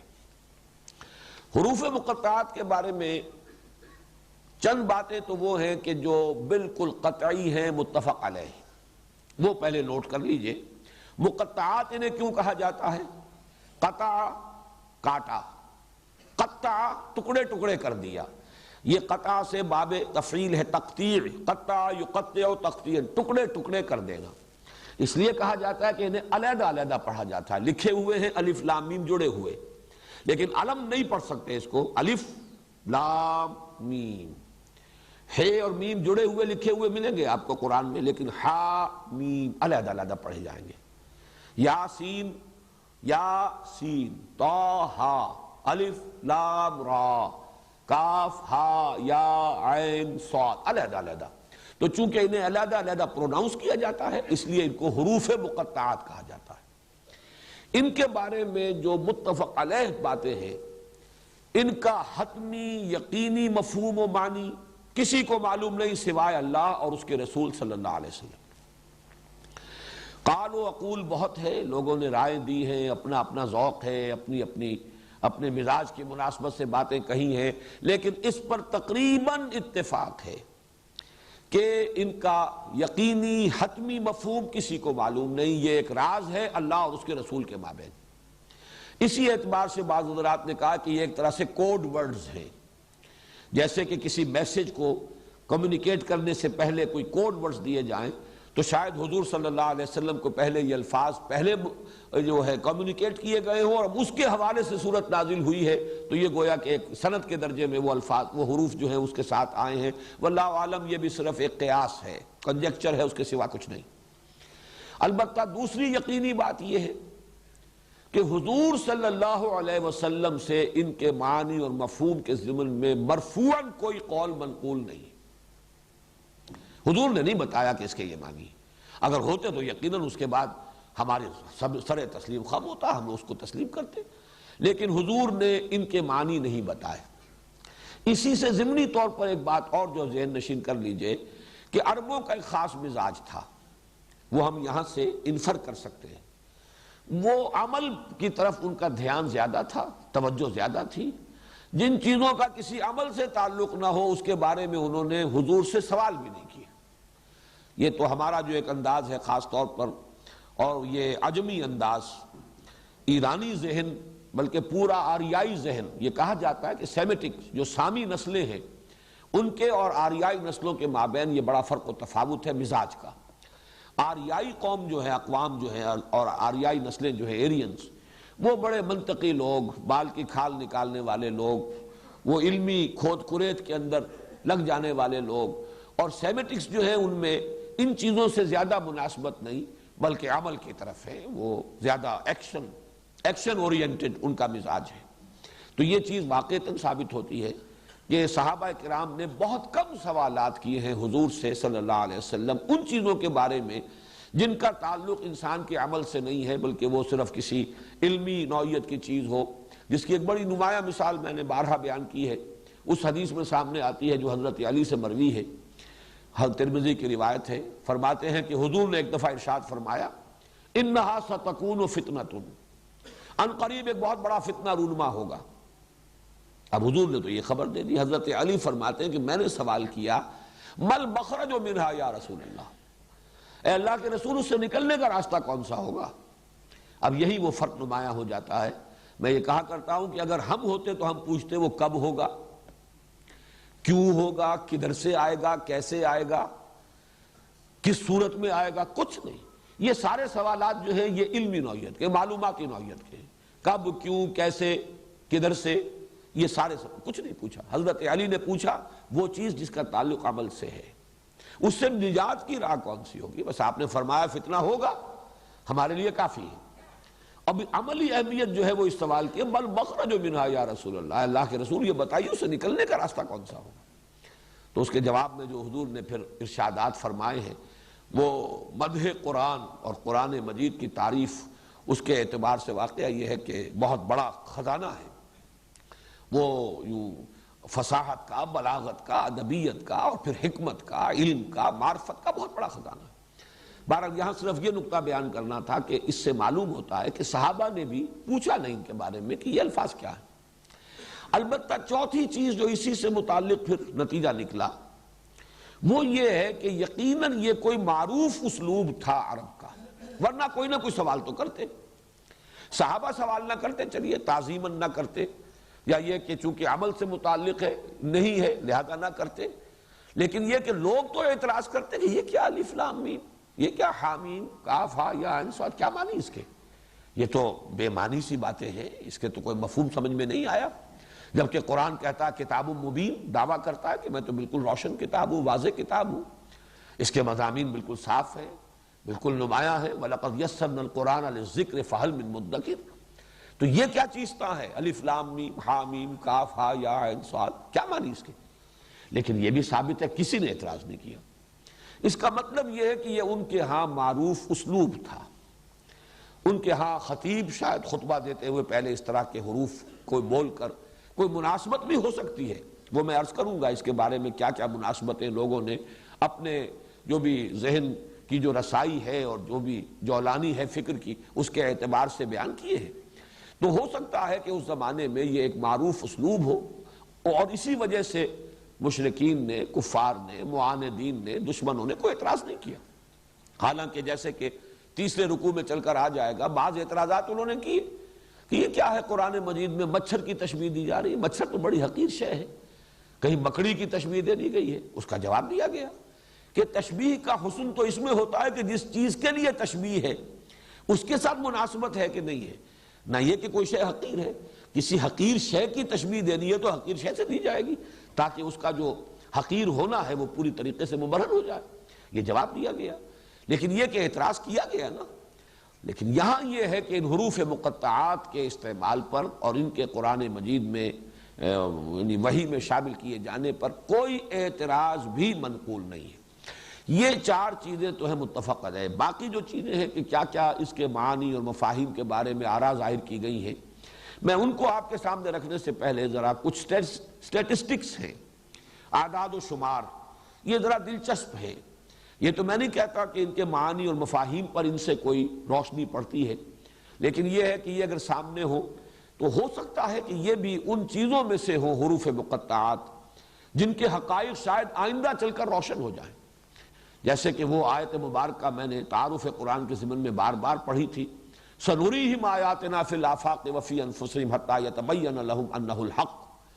ہم اس اپنی نشانیاں واضح کریں گے، کھولتے رہیں گے اور دکھاتے رہیں گے ان کو آفاق میں بھی انفس میں بھی، یہاں تک کہ یہ بات واضح ہو جائے گی، ان پر مبرہن ہو جائے گی کہ یہ قرآن حق ہے.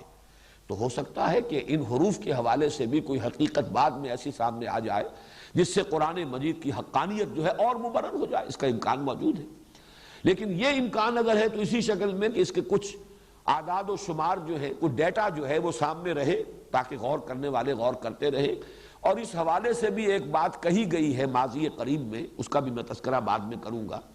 تو یہ سٹیٹسٹکس جو ہے وہ ذرا نوٹ کر لیجئے، اور اس میں عربی زبان کی فقہ اللغہ کے اعتبار سے بھی بعض مضامین اہم ہیں. دیکھیے یہ حروف مقطعات جو ہے ظاہر بات ہے حروف ہجا ہیں، وہ جو تختی ہے حروف ہجا کی، الف با تا سا جیم ہا خا دال، وہ یا تک جائے گی، یہ تختی ہے. عربی زبان کے جو حروف ہجا ہیں ان کے بارے میں ایک اختلاف ہے کہ تعداد 28 ہے یا 29 ہے. یہ دونوں جو ہیں عدد مانے جاتے ہیں. کس اعتبار سے؟ الف تو ایک حرف ہے، شروع کا پہلا حرف ہے. حمزہ کو بھی اگر حرف علیحدہ گنا جائے تو یہ 29 بن جائیں گے، اور حمزہ کو شمار نہ کیا جائے تو یہ 28 رہ جائیں گے. حمزہ اصل میں ہے کیا؟ الف پر ہی اگر زبر لگ جائے آ تو اب یہ حمزہ ہو گیا، یہ الف نہیں ہے. زیر لگ جائے ای، یہ بھی حمزہ ہوگا، یہ بھی الف نہیں ہے. پیش لگ جائے او تو یہ بھی حمزہ ہے، الف نہیں ہے. جزم ہو جیسے بے با، با یعنی با کے بعد الف ہے لیکن جزم لگ گیا با تو یہ بھی حمزہ ہے. تو الف اور حمزہ میں فرق یہ ہے کہ الف تو نام ہے صرف اس کا کہ اگر کوئی حرف اس سے پہلے مفتوح ہے، اس پر زبر آ رہا ہے تو الف لگ جائے گا تو وہ 2 زبر ہو جائیں گے بس، اللہ اللہ خیر صلی اللہ. اسی معنی میں واو کا استعمال بھی ہے. واو سے پہلے جو حرف ہے اس پر پیش ہے تو واو اس پیش کو کھینچ دیتا ہے. بے پر پیش ہو، با پر پیش بو، اور اس کے ساتھ واو تو بو، وہی پیش جو ہے گویا کہ 2 پیش بن گئے اور وہ ذرا کھچ گیا. یہ کا عمل بھی یہی ہے. یہ حروف 3 حروف علت کہلاتے ہیں، الف اور واو اور یا. یا کا بھی معاملہ یہی ہے. یا سے پہلے اگر زیر ہے حرف پر تو یہ یا صرف یہ کرے گی کہ اس زیر کو کھینچ دے گی. بے زیر یہ بی، وہ گویا کہ اگر صرف زیر ہوتا تو بے اور یہ ساتھ لگ گیا تو بی. اس معنی میں الف بھی در حقیقت اپنے حرف ما قبل پر اگر زبر ہو تو اسے تھوڑا سا کھینچ کر اور ایک زبر کا اور اضافی فائدہ ہو جاتا ہے. لیکن یا اور واو میں یہ ہے کہ اس پر جزم بھی آئے گا، اس پر زبر بھی آئے گا، زیر بھی آئے گا، پیش بھی آئے گا، پھر بھی اسے وا کہیں گے. الف پر جزم آ جائے، زبر آ جائے، زیر آ جائے، پیش آ جائے تو اس کو الف نہیں کہتے، ہم حمزہ کہتے ہیں. تو یہ ذرا فرق ذہن میں رکھیے، الف ورسس حمزہ. یہ جو حروف ہجا ہیں عربی کے اس کے اعتبار سے اس کو سمجھ، اسی لیے حمزۃ الوصل کہتے ہیں. جہاں پر الف لگا ہوتا ہے، یا الف لام جو ہے، اب اس کا بھی ہم کہتے ہیں یہ لام تعریف، اور اس کے اندر وہ حمزہ جو ہے اس کو شمار ہی نہیں کرتے، الف کو شمار ہی نہیں کرتے، اس لیے کہ وہ حمزہ وصل ہے، لیکن اس کو حمزہ کہتے ہیں، الف نہیں کہتے۔ دوسری بات یہ نوٹ کیجئے کہ یہ جو 28 یا 29 حروف ہیں، بلکہ میں اب 28 کے اعتبار سے تقسیم کر رہا ہوں، ان کی پوری تختی کو 3 میں تقسیم کر لیں۔ درمیان میں 5 جوڑے ہیں تو 6، جن میں سے ہر جوڑے کے اندر ایک حرف ہے نقطے والا، ایک بغیر نقطے کے۔ دال زال، فرق کیا ہے؟ صرف نقطے کا۔ را زا، فرق کیا ہے؟ صرف نقطے کا۔ سین شین، یہاں پہ ایک کی بجائے 3 نقطے لگ گئے، لیکن فرق وہی ہے۔ صاد ضاد، وہی ایک نقطہ۔ طا ظا، ایک نقطے کا فرق۔ عین غین، ایک نقطے کا فرق۔ یہ ویسے تو 6 جوڑے ہیں، لیکن ان میں سے دال زال کو ذرا علیحدہ کر دیجئے تو را سے لے کر اور غین تک یہ 10 حروف درمیانی کی تختی ہے۔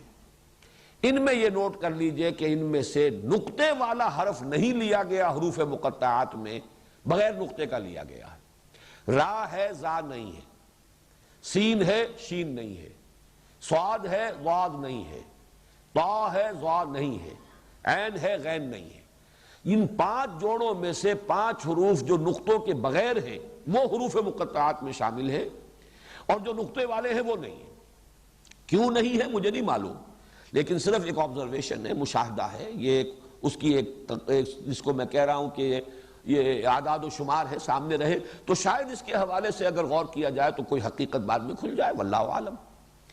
اب ادھر 9 حروف رہ گئے، الف با تا سا جیم ہا خا دال زال۔ ان میں سے صرف 2 حروف ہیں، الف اور ہا۔ 7 حروف اس میں سے نہیں آئے، حروف مقطعات میں شامل نہیں۔ جو آخری ہے 9، فا قاف کاف لام میم نون وا ہا یا، یہ جو الفاظ ہیں، یہ جو حروف ہیں 9، ان میں سے 7 ہیں، 2 نہیں ہیں۔ اس میں سے قاف بھی ہے، کاف بھی ہے، لام بھی ہے، میم بھی ہے، نون بھی ہے، صرف شروع کا فا نہیں ہے، آخر میں واو نہیں ہے، پھر یا بھی ہے۔ معلوم یہ ہوا کہ پہلے 9 میں سے صرف 2، آخری 9 میں سے صرف 2 نہیں ہے، 7۔ یہ 7 اور 2 مل کر 9 ہو گئے۔ درمیان کے 5 جوڑوں میں سے 5 جو غیر منقوط ہیں، کل 14 حروف استعمال ہوئے، اور 14 نصف بن جاتا ہے، جو میں نے ابھی عرض کیا تھا کہ اگر حروف ہجا 28 شمار کیے جائیں تو 28 میں سے 14 حروف مقطعات میں شامل ہیں، 14 نہیں۔ اب ایک اور اعتبار سے دیکھیے، it can be a coincidence, ہو سکتا ہے صرف اتفاقی بات ہو، لیکن قرآن مجید کا معاملہ ہے، ہم اس سے صرف محض اتفاقی نہ کہیں، ہو سکتا ہے اس میں بھی کوئی حکمت ہو، کہیں آئندہ جا کر وہ کھلے۔ 29 صورتیں ہیں 114 میں سے جن میں یہ حروف مقطعات آئے ہیں، اور حروف ہجا کے بارے میں بھی یہ ہے کہ یا 29 یا 28۔ 29 صورتوں کے شروع میں حروف ہجا آئے، اور 29 کا نصف تو ہو ہی نہیں سکتا، 28 ہی کا نصف ہوگا، اور وہ 14 ہیں، تو 14 حروف استعمال کیے گئے۔ 29 میں ایک ویسے ڈسپیوٹڈ ہے کہ حمزہ کو علیحدہ حرف مانا جائے یا نہ مانا جائے۔ ان میں سے اب نوٹ کر لیجئے کہ 2 ایک حرف بھی ہے 3 صورتوں میں، سورہ نون، سورہ قاف، سورہ صاد، یہ ایک حرف آیا ہے، اور یہ ایک صورت میں ایک حرف۔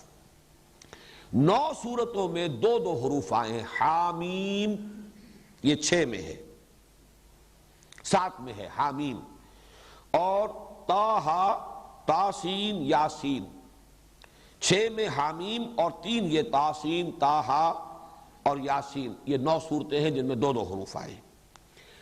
13 صورتیں وہ ہیں جن میں 3 حروف آئے ہیں، الف لام میم 6 میں، الف لام را 5 میں، تا سین میم 2 میں۔ 2 صورتیں وہ ہیں جن میں 4 آئے ہیں، الف لام میم را، الف لام میم صاد، یہ 2 صورتیں جن میں 4 آئے ہیں۔ 2 صورتیں ہیں جن میں 5 آئے ہیں، کاف ہا یا عین صاد، اور ہا میم عین سین قاف، یہ 2 صورتیں۔ تو ان سب کو جمع کیجئے، 1 سے لے کر 5 تک کے حروف جو ہے مقطعات کی شکل میں آئے ہیں، اور ان میں بھی ایک بات میں پہلے بھی بتا چکا ہوں، حامیم 2 حروف ہیں لیکن آیت شمار ہوتے ہیں، الف لام را 3 ہے، آیت شمار نہیں ہوتی۔ یہ تمام چیزیں میں بیان کر چکا ہوں، شروع میں توقیفی ہیں جو حضور نے بتایا۔ ایک ہی صورت ہے جس میں حروف مقطعات 2 آیتوں پر مشتمل، حامیم ایک آیت، عین سین قاف دوسری آیت۔ یہ سورہ شورى واحد صورت ہے قرآن مجید کی جس کی کہ 2 آیتیں حروف مقطعات پر مشتمل ہیں۔ یہ تو ہوئے وہ جو میں نے کہا تھا کچھ فیکٹس اینڈ فگرز، کچھ سٹیٹسٹکس، کچھ اعداد و شمار۔ اب آئیے ان کے مفہوم کے بارے میں۔ ایک رائے یہ ہے کہ یہ نام ہے، بہت سے حضرات کی رائے ہے سورتوں کے نام ہیں۔ جزوی طور پر یہ بات صحیح ہے۔ سورہ نون کو ہم سورہ نون کہتے ہیں نام کے نون کے حوالے سے، اگرچہ اس کا نام ایک اور بھی ہے، اس کو سورہ قلم بھی کہا گیا، نون والقلم وما یسطرون۔ سورہ قاف، اس کو سورہ قاف کہتے ہیں، اس کا کوئی اور دوسرا نام بھی نہیں۔ یاسین، اس کو سورہ یاسین کہتے ہیں، کوئی اور نام نہیں ہے اس کا۔ طٰہٰ، سورہ طٰہٰ کہتے ہیں، اس کا کوئی اور نام نہیں۔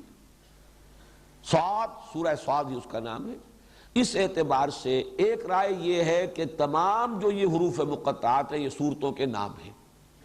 جزوی طور پر صحیح ہے بات، کلی طور پر صحیح نہیں، اس لیے کہ تمام سورتوں میں تو یہ آئے نہیں۔ نمبر 2 یہ کہ اگر الف لام میم 6 سورتوں کے شروع میں آ رہا ہے یہ حروف مقطعات، تو 6 سورتوں کا ایک نام تو نہیں ہو سکتا۔ الف لام میم سجدہ تو اگرچہ نام اس کا رکھا گیا ہے، سورہ سجدہ بھی کہہ دیتے ہیں، الف لام میم سجدہ بھی کہہ دیتے ہیں، حامیم سجدہ سے علیحدہ کرنے کے لیے۔ لیکن یہ کہ یہ بات صرف جزوی طور پر صحیح ہے، مولانا اصلاحی صاحب کو اس پر بہت اصرار ہے کہ یہ نام ہی ہے، اور انہوں نے تو یہاں تک کہ یہ اس کو جملہ بنایا ہے اور کہا ہے ھذا الف لام میم۔ الف لام میم سے پہلے ھذا کو گویا کہ محذوف مانا ہے، یہ الف لام میم ہے، یہ ترجمہ کیا ہے۔ لیکن میرا جیسا کہ میں نے عرض کیا ہے کہ میں سمجھتا ہوں کہ جزوی طور پر بات صحیح ہے، لیکن اس کو قاعدہ کلیہ نہیں بنایا جا سکتا، اس اعتبار سے بات ویلڈ نہیں ہے۔ ایک رائے دی ہے مولانا فراہی کے استاد مولانا فراہی رحمۃ اللہ علیہ نے، وہ رائے ویسے بڑی دلچسپ ہے کہ عربی زبان کے حروف اور عبرانی زبان کے حروف یہ مشترک ہیں، اور یہ حروف بھی چینی زبان کے جو الفابیٹس ہیں انہی کی طریقے سے اشیاء کی صورتوں سے اخذ کیے گئے ہیں، اور وہ نام ہوتے ہیں ان چیزوں کا، علامت بھی بنتے ہیں۔ بعض زبانیں جو ہیں، اکثر زبانیں تو وہ ہیں کہ جن کے الفابیٹس جو ہیں آواز کے حوالے سے ہیں، لیکن یہ کہ بعض زبانوں کے الفابیٹس شکلوں سے ہیں، وہ اشیاء کی صورتوں سے اخذ کیے گئے ہیں۔ مثلا چائنیز زبان جو ہے اس وقت دنیا کی بہرحال بڑی زبانوں میں سے ہے، اس لیے کہ 1/5 جو ہے پاپولیشن دنیا میں ان چینیوں کی ہے، وہ بھی اسی طریقے سے صورتوں کی، جو چیزوں کی اشیاء ان کی صورتیں جو ہیں ان سے وہ جو حروف جو ہے وہ ماخوذ ہیں۔ تو مولانا فراہی کی تحقیق یہ ہے کہ عربی اور عبرانی کے حروف الفابیٹس جو ہیں یہ بھی اشیاء کی صورتوں سے۔ الف کچھ گائے کے سر کے مانند لکھا جاتا تھا، اور اس سے مراد بھی گائے ہے۔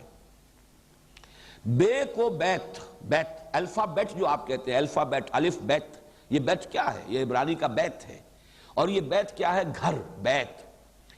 آپ تصور کیجئے کسی زمانے میں گھر کا کیا نقشہ ہوتا تھا۔ چھت ڈالنی جب تک انسان کو نہیں آئی تھی تو گھر ہوتی تھی صرف 4 دیواری، اور یہ بے جس طرح لکھا جاتا ہے یوں بنا کر، یہ 2 دیواریں کھڑی ہوئی ہے، نیچے زمین ہے، یہ بیت ہے، یہ گھر ہے۔ با در حقیقت ریپرزنٹ کرتا ہے بیت کو، یعنی گھر کو۔ اسی طرح جیم جو ہے اس طریقے سے لکھتے تھے جیسے اونٹ کا سر ہوتا ہے، اسی طرح کا خم جو ہے اس کی گردن کے ساتھ آ کر، اور اس کو جیمل، جیمل جو ہے عبرانی میں جیم کو جیمل کہا جاتا ہے، اور آپ کو معلوم ہے کہ جمل عربی زبان میں اونٹ کو کہتے ہیں۔ اسی طریقے سے نون، نون یہ مچھلی کے مانند لکھا جاتا تھا، جیسے مچھلی کا آپ نے کبھی کسی مصور کے ہاں دیکھا ہو تصویر میں، تو بس ایک کرڈ لائن، کرڈ لائن کے ساتھ ایک نقطہ اگر تو ذرا آپ نے اوپر کر کے درمیان میں ڈال دیا تو یہ چاند تارے کو ریپرزنٹ کرے گا، اور اگر ایک طرف نقطہ ڈالا ہے تو یہ مچھلی کی شکل بن جائے گی، وہ نقطہ آنکھ کو ریپرزنٹ کرے گا اور یہ مچھلی کی صورت بن جائے گا۔ اور یہ قرآن سے ثابت ہے، نون کا لفظ جو ہے مچھلی کے معنی میں قرآن میں آیا ہے۔ وَظَنُّونِ إِذْ ذَهَبَ مُغَاضِبًا، اور حضرت یونس علیہ السلام جس کو کہ اللہ کے حکم سے مچھلی نے نگل لیا تھا، اور مچھلی کے پیٹ میں وہ رہے ہیں ایک طرح سے قیدی، اللہ تعالیٰ کے قیدی، پھر مچھلی نے اگلا ہے انہیں، تو یہ مچھلی والے، اور صاحب الحوت کہا گیا ہے سورہ نون میں۔ سورہ نون کے آخر میں حضرت یونس علیہ السلام کا ذکر آ رہا ہے صاحب الحوت، فاصبر لحکم ربک ولا تکن کصاحب الحوت اذ نادی وہو مکظوم، اور صاحب الحوت مچھلی والا، اور سورت شروع ہو رہی ہے نون والقلم وما یسطرون، گویا کہ مناسبت ہے، آخر میں صاحب الحوت ذو النون کا ذکر ہو رہا ہے اور نون سے سورت شروع ہوئی ہے۔ اسی طرح مولانا فرائی کا کہنا ہے کہ توئے جو لکھتے تھے یہ عبرانی زبان میں، تا جو ہے یہ سانپ کو ریپرزنٹ کرتی ہے، توئے، تا جسے ہم کہیں گے عربی کے اعتبار سے، اردو میں توئے کہتے ہیں۔ جیسے کوبرا کبھی آپ نے دیکھا ہو، اس نے پھن اٹھایا ہوا ہو تو ایک اس کا دھڑ کا حصہ جو ہے اٹھا ہوا ہے، اوپر پھن ہے اور نیچے کنڈلی ہے، تو تا جو ہے در حقیقت وہ ایک طریقے سے ریپرزنٹ کرتا ہے سانپ کو۔ اور یہ بھی بات ہے صحیح، جن صورتوں میں حضرت موسیٰ علیہ السلام کے حالات جو ہیں خصوصاً ذکر کیے گئے ہیں، ان میں شروع میں جو حروف آئے ہیں وہ تا کے ساتھ ہیں، تا تو تقریباً جو اس کے 5 رکوع ہیں وہ حضرت موسیٰ علیہ السلام کے حالات پر ہے، اور ان کا سب سے بڑا معجزہ یہی تھا کہ ان کی لاٹھی جو ہے وہ سانپ کی شکل اختیار کر لیتی تھی۔ تو یہ ایک مناسبت سی نظر آ رہی ہے اس کے اندر۔ تو یہ مختلف چیزیں ایسی ہیں کہ جو انہوں نے، میم وہ کہتے ہیں کہ پانی کی لہر، میم جیسے لکھی جاتی ہے، وہ میم پڑی میم، ایک تو وہ نیچے کھڑی میم جو ہوتی ہے اس کا نیچے آپ لے جاتے ہیں ڈنڈا، لیکن عام طور پر میم جو ہے عربی زبان کی وہ پڑی میم جو ہے ایک طرف کنڈی سی ہے اور دوسری طرف وہ اس کا وہ بازو تقریباً ہاریزونٹل جو جاتا ہے، یہ سمندر کی لہر کے مانند۔ اس میں بھی وہ صورتیں کہ جن میں حضرت موسیٰ علیہ السلام کے عصا سے سمندر کا پھٹ جانا جو ہے اس کا تذکرہ ہے، اس کے شروع میں الف لام میم طا سین میم، ان صورتوں میں میم کا جو ہے حرف آیا ہے۔ تو یہ بھی میں سمجھتا ہوں کہ ایک درجے میں دلچسپی کی بات ہے، ایک مناسبت بعض حروف میں تو یقیناً نظر آ رہی ہے، نون کی سورہ نون کے ساتھ مناسبت، تا کی تا ہا تا سین میم کے ساتھ مناسبت، یہ کافی سمجھ میں آنے والی باتیں ہیں، لیکن اس پر بھی تمام چیزیں جو ہیں وہ ایکسپلین نہیں کی جا سکتی، اسے بھی قاعدہ کلیہ جو ہے پوری بات اس کے اندر نہیں سمجھی جا سکتی۔ تیسری بات جس کا میں اشارہ کرنا چاہتا ہوں، میں نے عرض بھی کیا تھا، یہ موسٹ ریسنٹ واقعہ ہوا کہ 19 کے عدد کے حوالے سے ایک شخص نے، ڈاکٹر رشاد خلیفہ امریکہ میں ہوتے تھے، یہ اب فوت ہو چکا ہے اور مرتد ہو کر فوت ہوا ہے، ویسے بھی پہلے بھی لوگوں کو دھوکہ ہوا، ورنہ وہ شخص مسلمان نہیں تھا، بہائی تھا، اور اس نے 19 کی ہندسے سے قرآن کے ایک سائنٹیفک ثبوت کے طور پر اس کو پیش کیا کہ اس کا ایک میتھمیٹیکل نظام ہے، اور کمپیوٹر نے ثابت کر دیا ہے قرآن کا کلام اللہ ہونا، اور یہ چیزیں ایسی ہیں کہ جو عام مسلمانوں کی دلچسپی کی ہوتی ہیں، تو بڑی جنگل کی آگ کی طرح وہ بات پھیلی تھی، نیک دل لوگوں نے اس کے اپنے طور پر چھپوا کر وہ تقسیم کیے، حالانکہ قرآن مجید کے لیے اس قسم کے ثبوت جو ہے وہ اہمیت کے حامل نہیں ہے، لیکن یہ کہ وہ بات بھی ایک اعتبار سے میرے نزدیک چونکہ جزوی طور پر صحیح ہے تو میں تذکرہ کر رہا ہوں۔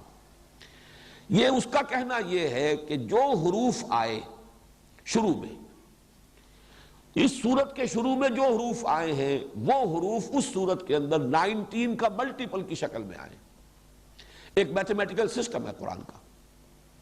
اس کی بدبختی یہ ہوئی کہ یہ اصول اس نے ایسا قطعی قرار دے دیا کہ جہاں یہ فٹ نہیں بیٹھا اس نے کہا یہ قرآن کی صورت ہی در حقیقت غلط ہے، اس کی یہ 2 آیتیں، تو جہاں بھی یہ چیز اس کا نظام میتھمیٹیکل نظام ہے وہ فٹ نہیں بیٹھا، اس نے اس کو کہا کہ یہ قرآن مجید میں بعد میں اضافہ ہوا ہے یا یہ محفوظ نہیں ہے، قرآن کی غیر محفوظیت کی بات کر کے اس نے، اور پھر اس بدبخت نے نبوت کا دعویٰ بھی کیا، اور پھر وہ قتل کیا گیا، کسی شخص نے اسے قتل کر دیا۔ یہ رشاد خلیفہ کا حشر جو ہے وہ ہو چکا ہے، ورنہ قرآن مجید پر اس نے بڑا شدید حملہ کیا تھا، پہلے ایک چیپ پاپولیرٹی حاصل کی اس حوالے سے، اور اس کے بعد جو ہے اس نے وہ اپنی نبوت کی دکان چمکائی اور قرآن مجید کے غیر محفوظ ہونے کا ایک دعویٰ لے کر کھڑا ہو گیا۔ بہرحال وہ تو اس دنیا کے اعتبار سے تو کیفر کردار کو پہنچ چکا ہے، آخرت میں اللہ تعالیٰ جو بھی اس کے ساتھ معاملہ کرے، لیکن یہ نوٹ کر لیجئے کہ یہ بات بھی میں نے محسوس کیا تھا کہ جزوی طور پر صحیح ہے، خاص طور پر سورہ قاف میں، سورہ قاف جو شروع ہوتی ہے قاف والقرآن المجید سے، 57 مرتبہ آیا ہے حرف قاف، یہ میں نے گنتی بھی کی ہے۔ اصل میں بڑی صورتوں کا تو بڑا مشکل ہے، آدمی اسی کام کے لیے بیٹھ جائے وہ حروف کی گنتی کرے، لیکن یہ کہ بہت سے حضرات نے یہ کام کیا، تنقیدیں بھی کی، ثابت بھی کیا کہ اس نے جھوٹ بھی بولا ہے، غلط اعداد و شمار بھی دیے ہیں، لیکن یہ سورہ قاف میں مجھے ایک کافی اس کی بات جو ہے وزنی نظر آئی کہ 57 مرتبہ آیا ہے، اور ایک جگہ پر قوم لوط کی بجائے اخوان و لوط آیا ہے۔ پورے قرآن میں حضرت لوط علیہ السلام کا جہاں ذکر ہوا ہے کہیں اخوان و لوط نہیں آیا، قوم لوط آیا ہے۔ سورہ قاف میں قوم اگر آ جاتا لوط کے ساتھ بھی تو یہ حرف جو ہے قاف سورہ قاف کے اندر 58 مرتبہ ہو جاتا اور وہ ملٹیپل نہ رہتا 19 کا۔ اس اعتبار سے بعض جگہوں پر یہ بات بھی ایک جزوی حقیقت ہو سکتی ہے۔ اس نے بڑی ایک طرح سے کنونسنگ ایک قرآن مجید سے استشہاد بھی کیا تھا، علیہا 19 یہ سورہ مدثر میں جو آیت آئی ہے کہ جہنم پر جو فرشتے یا جو اس کے نگران ہیں، پہرے دار ہیں، وہ 19 ہیں۔ 19 فرشتے کہیں، سرہنگ کہیں، جو بھی وہاں کے ذمہ دار نگران ہیں، 19 ہیں، علیہا 19۔ اب یہ 19 کا لفظ وہاں پر آیا ہے۔ اس نے کہا قرآن مجید کو بھی گارڈ کر رہا ہے 19 کا ہندسہ۔ یہ اس اعتبار سے اس نے بات شروع کی، لیکن یہ کہ اول تو مجھے اس کی بات پہلے غلط محسوس ہوئی۔ اس نے کہا آیت بسم اللہ کے 19 حروف ہیں، حالانکہ وہ 19 حروف نہیں بنتے۔ وہیں پر اس کا در حقیقت بات کا غلط ہونا تو مجھ پر تو ثابت ہو گیا تھا، لہذا میں نے اس کی بات کو زیادہ سیریسلی لیا ہی نہیں۔ البتہ آج کی دنیا میں چونکہ ایک بہت بڑی معروف شخصیت ہے شیخ احمد دیدات، اور وہ عیسائیت کی تردید میں اور مناظرے جو انہوں نے کامیاب کیے ہیں عیسائی علماء سے اور پادریوں سے، اس میں جو انہیں اللہ نے کامیابیاں دی ہیں، اس کی وجہ سے وہ بہت پاپولر ہیں، بہت یعنی دنیا کے اندر عالم اسلام میں وہ بہت زیادہ متاثر ہو گئے تھے اس سے رشاد سے، اور انہوں نے اس خیال کو بہت پھیلایا ہے۔ الحمدللہ کہ اس درجے میں کبھی بھی میں قائل نہیں ہوا اور نہ میں نے اس کو اس انداز سے پھیلایا۔ بعد میں بہرحال انہوں نے بھی پھر اپنا وہ جو رجوع کرنا اور توبہ، انہوں نے خط لکھا کہ میں مغالطے میں تھا اس شخص کے بارے میں، اور اس سے انہوں نے اعلان برات کیا ہے۔ لیکن الحمدللہ کہ میں نے یہ تو سمجھا کہ کوئی جزوی حقیقت یہ بھی ہے جس کے کہیں ڈانڈے مل جائیں گے کہیں چل کر، باقی اس سے زیادہ اس کی اہمیت میں نے کبھی نہیں دی تھی۔ اس وقت بھی میں صرف اس کا تذکرہ اس اعتبار سے کر رہا ہوں کہ کم سے کم سورہ قاف میں جزوی طور پر جہاں نام ہونا بھی جزوی طور پر صحیح ہے، جہاں مولانا فراہی کا نظریہ بھی جزوی طور پر اپلیکیبل ہے، وہاں یہ بھی ایک پہلو ہے 19 کا ہندسہ، اور سورہ قاف کی مثال میرے نزدیک جو ہے وہ بڑی اہم ہے۔ اس میں اب آخری بات جو میں کہنا چاہ رہا ہوں وہ یہ ہے، اور یہ بڑی مثال ہے اس کی، کہ چاہے حبر الامہ کا قول ہے لیکن اسے بھی امت میں قبول حاصل نہیں ہوا۔ حبر الامہ حضرت عبداللہ ابن عباس رضی اللہ تعالی عنہما، آپ کو معلوم ہے کہ علم تفسیر کے اندر ان کا بڑا اونچا مقام ہے صحابہ میں۔ حضور نے اس کے لیے خاص دعا کی تھی حضرت ابن عباس کے لیے رضی اللہ تعالی عنہما، اللہم فقہہ فی الدین وعلمہ التاویل، اے اللہ اپنے اس نوجوان اپنے اس بندے کو دین کا فہم عطا فرما اور قرآن کی تاویل کا علم عطا فرما۔ تو حبر الامہ کہلاتے ہیں وہ کہ اکثر جو تفسیری روایات ہیں وہ حضرت ابن عباس ہی سے چلتی ہیں، انہی کے 4-5 وہ جو اہم شاگرد ہیں، اکرمہ بھی ہیں اور مختلف حضرات ہیں، مجاہد ہیں، وہ انہی کے گویا کے شاگردوں میں سے ہیں۔ انہوں نے ایک رائے ظاہر کی کہ یہ جو حروف مقطعات ہیں یہ جملوں کا مخفف ہیں، جملوں کی مخفف صورت ہے۔ الف لام میم سے مراد ہے انا اللہ ارا، الف لام میم، انا کا الف، حالانکہ وہاں حمزہ ہے الف نہیں ہے، انا کا پہلا حرف، اللہ کا درمیانی حرف لام، اور ارا الف لام میم، انا اللہ اعلم، اعلموں کا آخری حرف میم، تو انا اللہ اعلم، میں اللہ ہی سب سے بڑھ کر جاننے والا ہوں، یہ جملہ ہوا۔ اس کا پہلے لفظ کا پہلا حرف، درمیانی لفظ کا درمیانی حرف، آخری لفظ کا آخری حرف، الف لام میم بن گیا۔ الف لام را سے مراد ہے اللہ ارا۔ اب یہ بھی ان کا اپنا ایک خیال ہے، تو میں اس کو اس لیے دلیل کے طور پر لا رہا ہوں کہ ہمارے مفسرین نے اسے قبول نہیں کیا۔ اگر یہ ہوتا کہ حضور نے فرمایا ہوتا تو سر تسلیم خم، گردنیں گرانی ہے، بات ماننی ہے، لیکن یہ کہ ذاتی خیال، چونکہ یہ مرفوع قول نہیں ہے، حضرت عبداللہ ابن عباس رضی اللہ تعالی عنہما کا ذاتی خیال ہے، لہذا اسے مفسرین نے صرف ذکر کر دیا ہے علمی ایک دلچسپی کے انداز میں۔ باقی یہ کہ اس قول کو بھی خواہ وہ حبر الامہ کا قول ہے، اسے بھی قبول حاصل نہیں ہوا امت میں۔ میں سمجھتا ہوں یہ ایک اچھی سائن ہے امت کے اندر کہ جہاں تک تو حضور کا فرمان ہے اس پر چون و چرا نہ ہو، جب ثابت ہو جائے کہ حضور نے فرمایا۔ باقی جس کا قول بھی کوئی ہے اس کے اوپر ظاہر بات ہے کہ آپ دلیل سے اسے قبول کریں یا دلیل سے اسے رد کر دیں۔ بس حروف مقطعات کے بارے میں اسی قدر عرض کرنا تھا۔ اب کل انشاءاللہ تعالی اب سورہ بقرہ کا ہم سلسلے وار مطالعہ کریں گے۔ حروف مقطعات کے بارے میں یہ ساری باتیں میں نے اس لیے نوٹ کرا دی ہیں کہ آئندہ بھی درس کے دوران جب یہ حروف آئیں گے تو مجھے پھر کبھی ان چیزوں کو ریپیٹ کرنے کی ضرورت نہیں ہوگی۔ بارک اللہ لی ولکم فی القرآن العظیم ونفعنی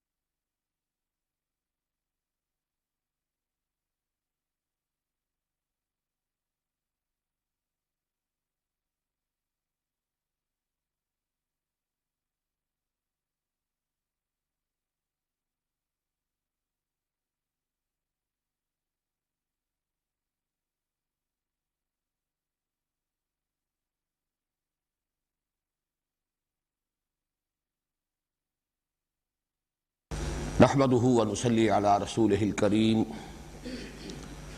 اما بعد فاعوذ بالله من الشيطان الرجيم بسم الله الرحمن الرحيم الف لام میم ذلك الكتاب لا ريب فيه هدى للمتقين الف لام میم ذلك الكتاب لا ريب فيه هدى للمتقين الذين يؤمنون بالغيب ويقيمون الصلاة ومما رزقناهم ينفقون والذين يؤمنون بما أنزل إليك وما أنزل من قبلك وبالآخرة هم يوقنون أولئك على هدى من ربهم وأولئك هم المفلحون إن الذين كفروا سواء عليهم أأنذرتهم أم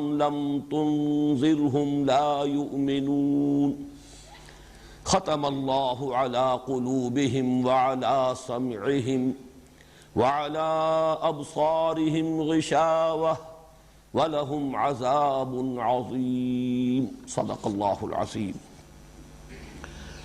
رب اشرح لی صدری ویسر لی امری واحلل عقدۃ من لسانی یفقہوا قولی۔